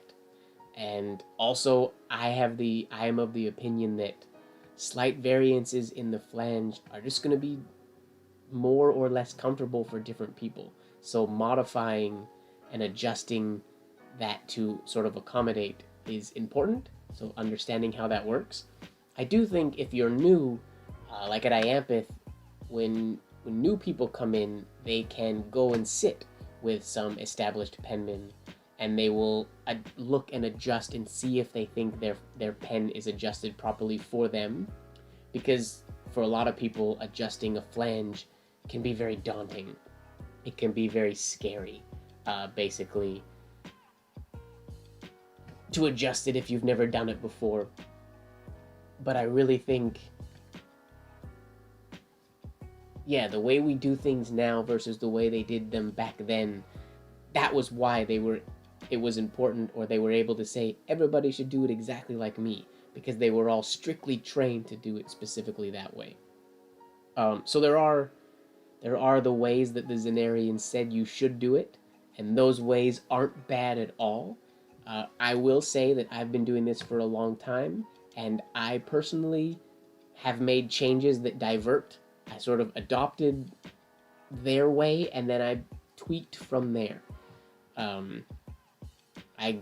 Over the years, I've gotten myself very familiar with the flange and adjusting the flange and manipulating it, and I change it quite often to change how steep my nib is and stuff like that. It's part of the play for me. I like to experiment with different things. Some people like a more shallow nib angle, other people like a steeper nib angle. There's no right or wrong there. There's what you enjoy the most. Now, I think I missed a lot of comments and whatnot during that whole time.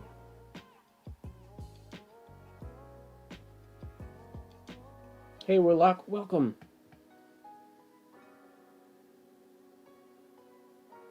How long does a nib last for you? It depends what ink I'm using. If I'm using Iron Gall ink, a day, a week sometimes, to get the best results from it. If I'm using walnut or like a white ink or something like that, it'll last ages. It'll last a long time. Again, I work with old nibs when I'm practicing because I don't need pristine hairlines and stuff like that. So normally, if I'm working on something that I want to be perfect, like a specimen, I will use a brand new nib. And then once that nib starts giving me slightly less than perfect results, it gets sort of put into the practice nib pile. And that pile, there's tons of nibs in that pile, because for practice, it's more about movement. The quality of hairline and all that isn't nearly as important, because I know what a good nib would create under those sort of circumstances.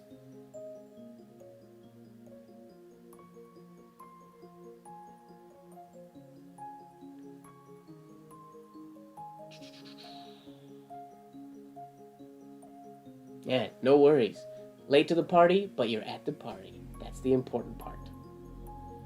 Do I do this for full-time work, part-time work, or as a hobby? It started as a hobby.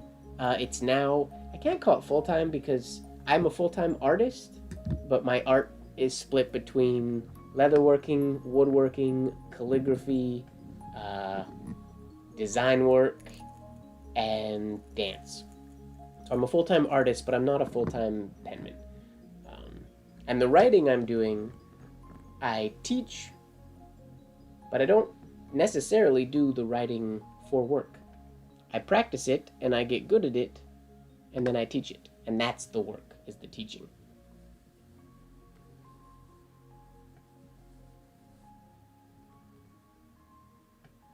I feel like I'm doing a lot less writing today than last week.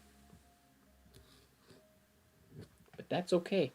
That's a pretty nice stem shade, if I do say so myself. Just because Fozzie's here, we're going to give it one of those.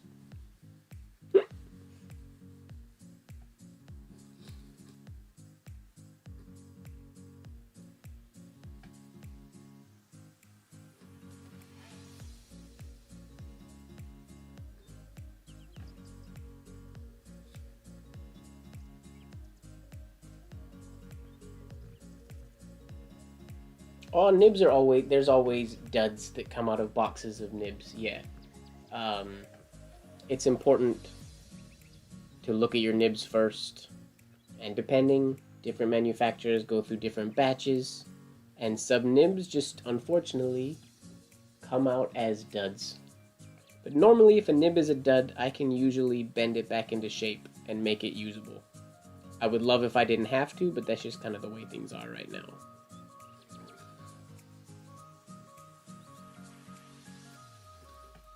It's a very playful song, very upbeat.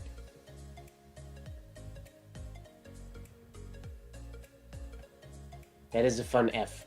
Was it? James called that one last week, called it sassy. At least I think that's what he said. It was the F or the T that was like that he called sassy last week. Questions are good. I like when people ask questions. My hand isn't very... It's not feeling super awesome at writing today. So, I'm okay with questions.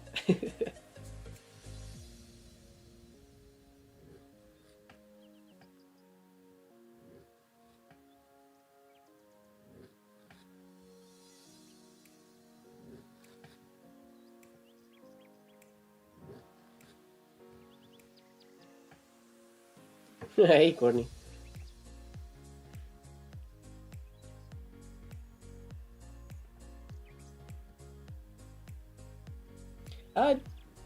Do I do a whole day or just some days? It changes. Like I said last week when I did this live last Tuesday, I had been writing for like 3 or 4 days straight just because I kind of got obsessed with it for a few days. But then I went 3 or 4 days where I didn't write at all because I was working on some other projects. So it really depends. I write when and only when I feel like writing. Luckily, I almost always feel like writing, so I end up practicing quite a bit. Every Tuesday night I write now because I do this live. So this is my new weekly... It's less of a real practice session because I'm talking and I'm only giving part of my attention to the paper.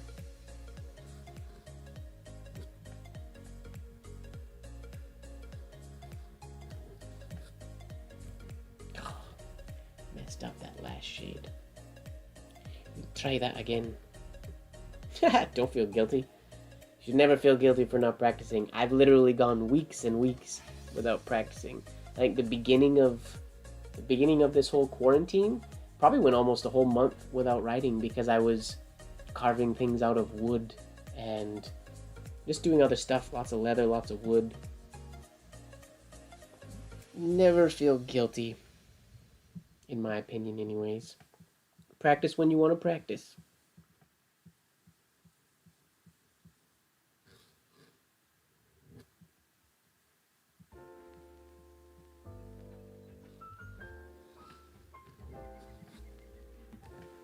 That's better.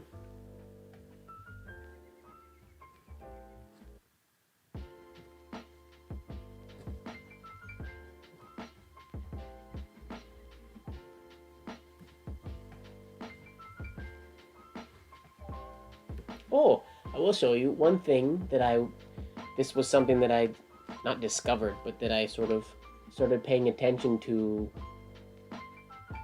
before last week's video, but I didn't bring it up during last week's live. But some of you may have seen the little mini tutorial that I did on flat tops for the lowercase t. Let me zoom in here. I want to show something real quick. Oh, that's as close as I can get today. Okay. Fine then. So, in the past, I've always done my lowercase t's. The shade is started the same way.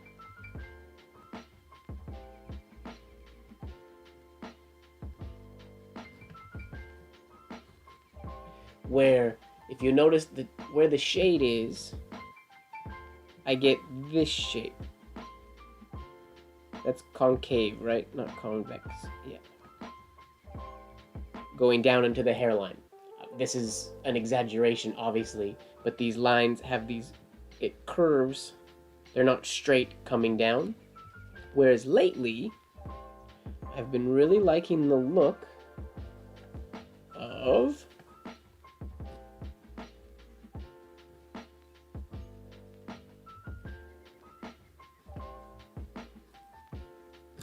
Whoa! Sorry. That's when you get careless. But you can still see sort of what I was talking about. And in that instance, the shade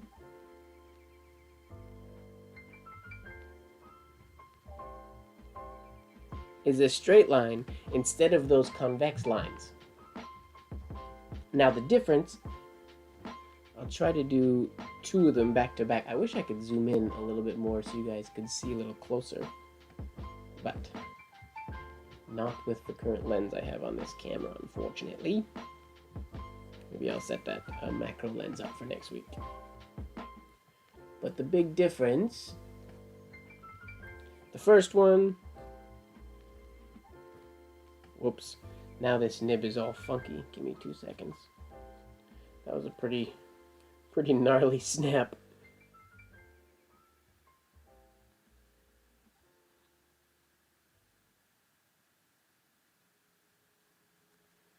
Snaps happen. I keep meaning to make that shirt. I wanted to say snaps happen, and then somewhere during the flourishes there's just going to be, I'll digitize a snap that just like basically splatters over the entire design. But it's a shirt design I've been wanting to do for quite a while now. Snaps happen. It's on the list of things that I would like to get to one day, but I'm bad at getting to things.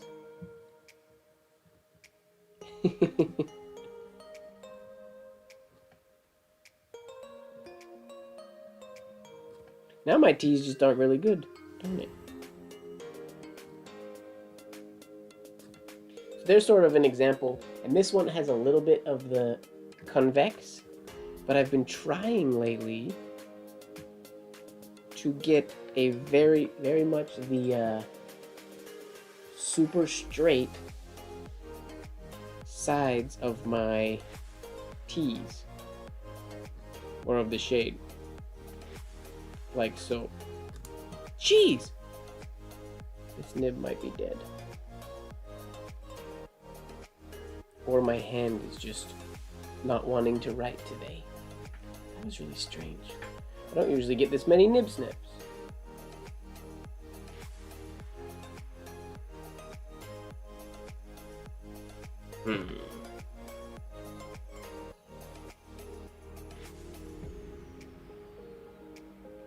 What is wrong with you, nib? Why are you doing that? Yeah. So in this instance, just so you guys, I'll explain what happened in that nib snap. This time, the first time I got a snap earlier today, remember I said it was the left tine got pulled under and then snapped up. This time, the first was when I crossed the T, so I went this way, and then this time it was on my upstroke, so the same thing, traveling to the right, and what happened is I let my pen rotate in this way instead of being flat, and when it rotated, the right tine got caught, so the right tine essentially got pulled under, and then went whoop, it snapped that way. So right now, my right tine is about like that. My right tine is under because it snapped and hasn't sprung back out. So I'm going to bend it and try to get it back a little bit really quickly, just so I can keep writing with it, because I don't want to call it dead, because I'm stubborn.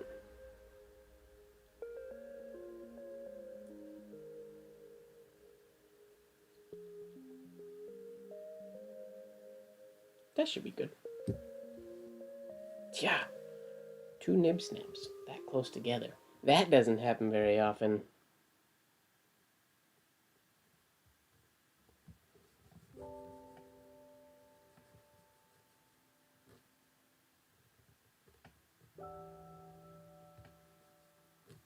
Now I'm paranoid.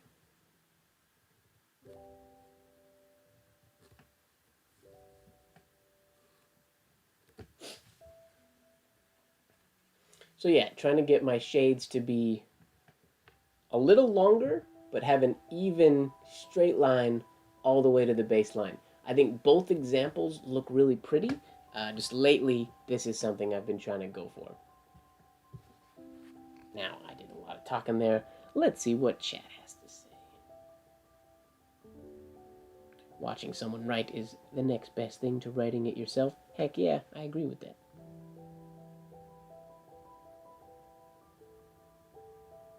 Woodworking live would be fun. I actually thought I have a couple holders that I need to carve over the next little bit, and I've been debating doing one as a live, potentially. The problem is I can't get too unfocused or I'll cut myself, and I don't want to do that. But I have been thinking about that, doing some live carving, or at least filming it to post.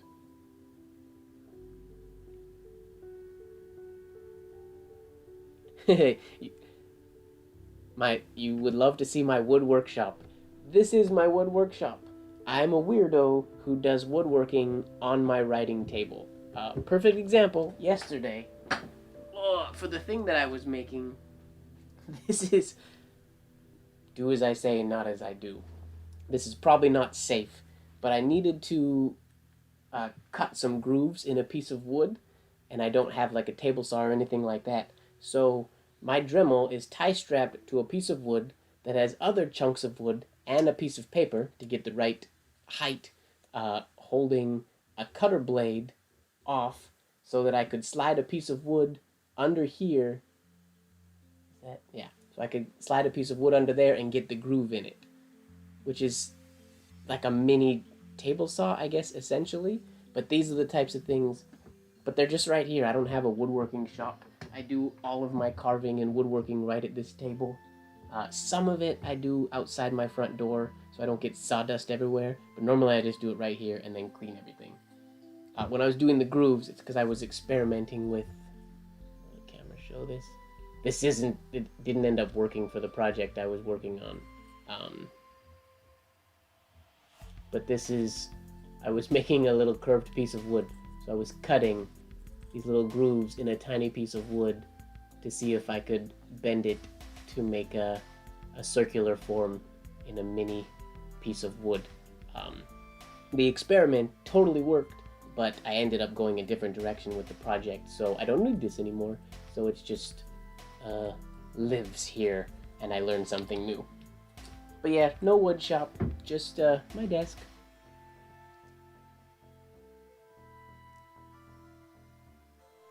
Let's see, how to not get the splatter. Kind of mentioned that. Keep the nib flat. Don't let the nib rotate from side to side, and you'll be way less likely to get nib snaps. That's one of the biggest things that happens on an upstroke.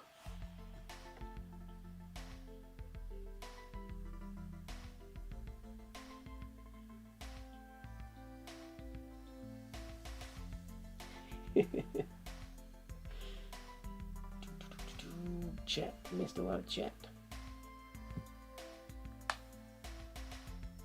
No, not RIP nib. My nib is good still. I fixed it. Ish. I could fix it better.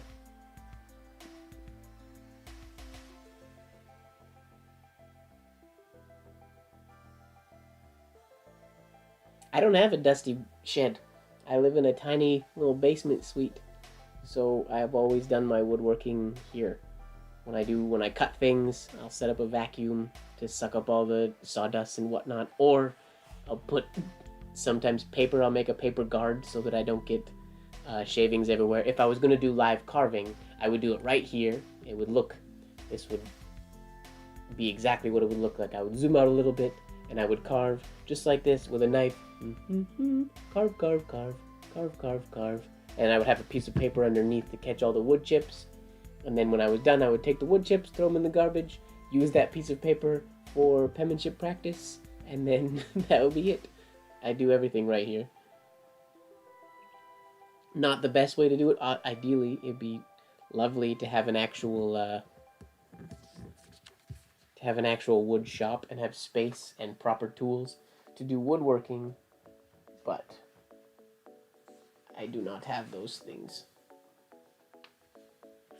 Ashok says, how do you fix a nib which has a slight gap in between the tines after a few snaps? So, here, let me clean this one. So it depends. Sometimes the nib is just dead, and there's really no bringing it back to life. Um, I don't remember, Ashok, were you there when I did the live video specifically about tine sharpening and all that kind of stuff? I go into this a little bit in that video, but it kind of depends on where the tines are split apart. If your tines are split, I'll just explain it more so than show. If the tines are split farther down, like closer to the breather hole, then the whole tine can be pushed, in which case you just take the whole side of the nib and push it down, bend it underneath to bend it.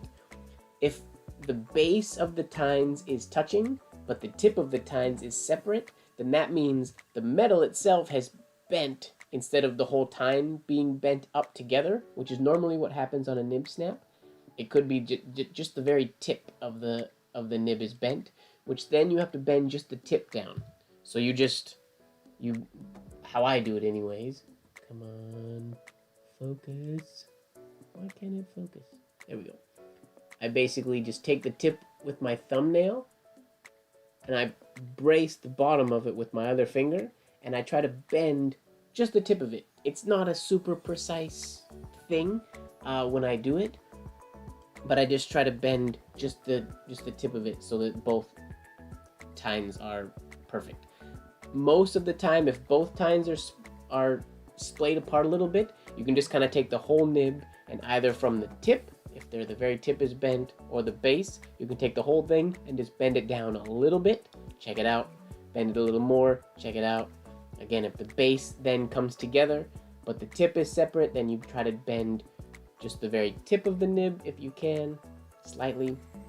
And if you can't get it right, you chuck it. These are disposable things, so I would say don't waste too much of your time trying to get it perfect, because most of the time it's not worth it. Nibs should only cost you like a couple bucks, if that, each. That's why I like to buy them in bulk, so that the price comes way down, and I rarely buy less than 100 nibs at once, because I don't want that remorse. If a nib is giving me a hard time and I just don't have the patience to fix it, check it out. I happen to be a super tedious, patient weirdo, so I like taking the time and playing, but if you don't want to, chuck them. They're meant to be thrown away.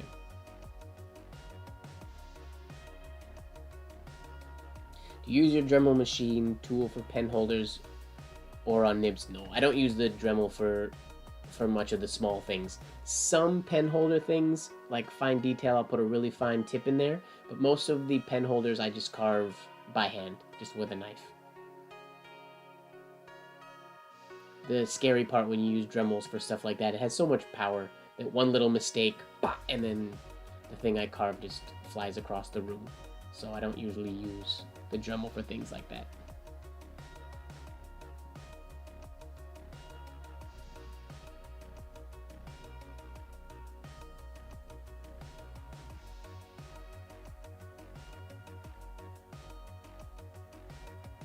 What if they are spread but they are in a line? So if they're spread apart but so you mean they're the exact same distance, they're just spread apart? That means that I would assume anyways, that they're spread apart from the base, but they're also, but the tips are down enough that they're in a straight line, but the base is spread apart. Or potentially the nib is being forced to round more than it wants to. That can also affect it. If the nib is going into a flange that is too tight, or that is too rounded or too flat, that can push the tines and force them to sort of bend this way, depending. You want to get that like middle ground of perfect hold. But I would assume that they've been bent up, and then the bottoms, yeah, I would say they're just from the base is what's bent, or like up into the breather hole, if that makes sense.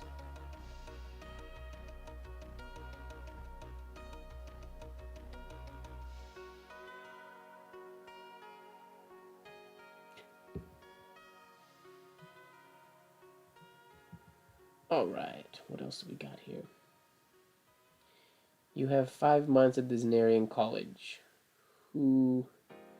Oh my gosh. Who would I want to be my teacher if I had 5 months at the Zenarian College?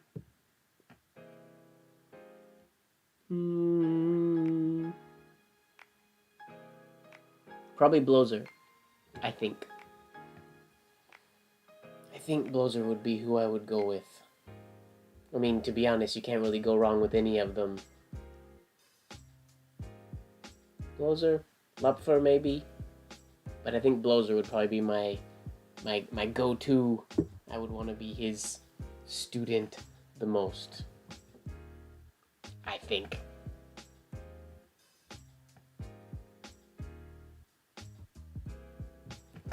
Oh, I talked too much again. My ink is all separated. No, I did not learn calligraphy at school. I started doing penmanship after work, when I was an adult, no longer in school. I learned cursive when I was younger in school, but I never used cursive when I was at school. I wrote in block capitals. Well, I still do. I take notes in block capitals. Yeah, Blozer was incredible.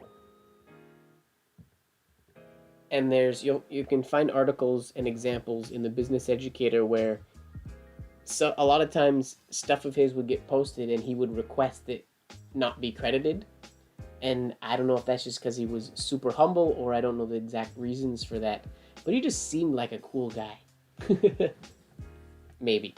I don't actually know what he was really like. E.W. Blozer.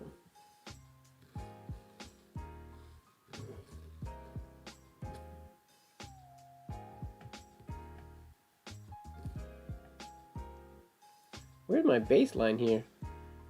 Cha-cha.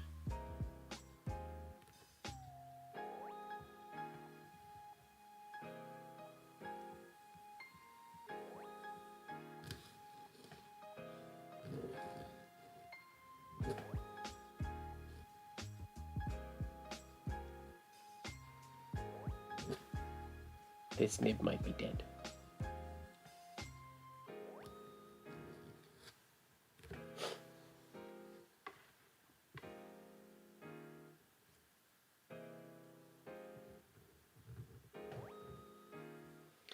I originally got into Spencerian because I was just trying to improve my handwriting, and I found business writing, and then through that I found Spencerian,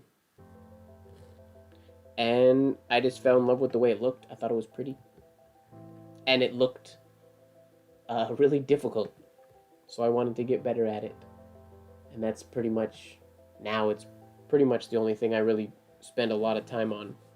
I've learned a lot of other calligraphic styles, and I like a lot of other calligraphic styles, and I would like to get better at them. But unfortunately, I'm just not as good at ornamental penmanship or Spencerian as I would like to be.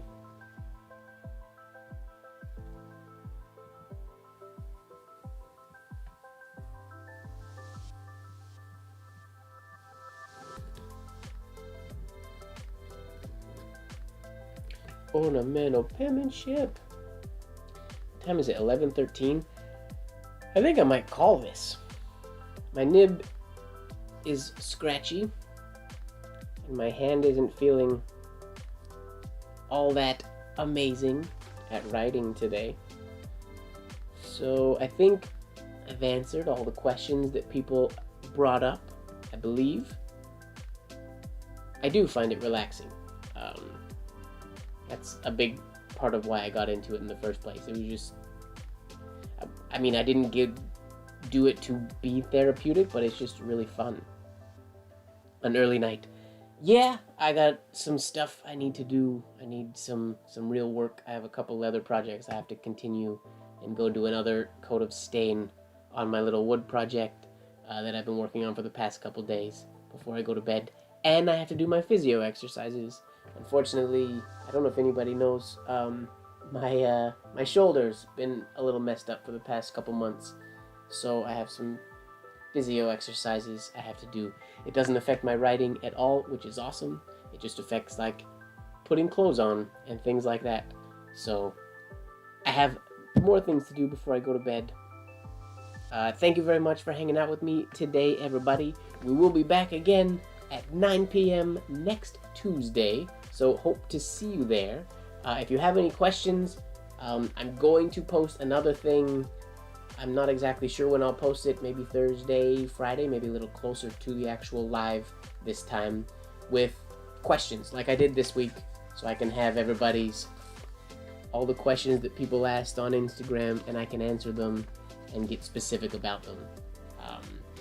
Or I may do like a themed week where I might pick an actual topic. Like last week was the capital alphabet, we went all the way through. I might decide to pick a topic, and have an actual schedule. Or schedule is not the right word.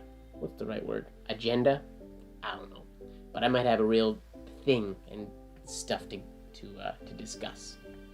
But I'm obviously not very eloquent in the way I'm talking right now, which means I need to turn my phone off. So thank you very much for hanging out, everybody. This has been a blast. If you're here next week, I'll see you next week. If you're not here next week, I won't see you next week. Please have an amazing rest of your week, and make sure that you are falling in love with the process. Peace out, everybody. Stream ending now.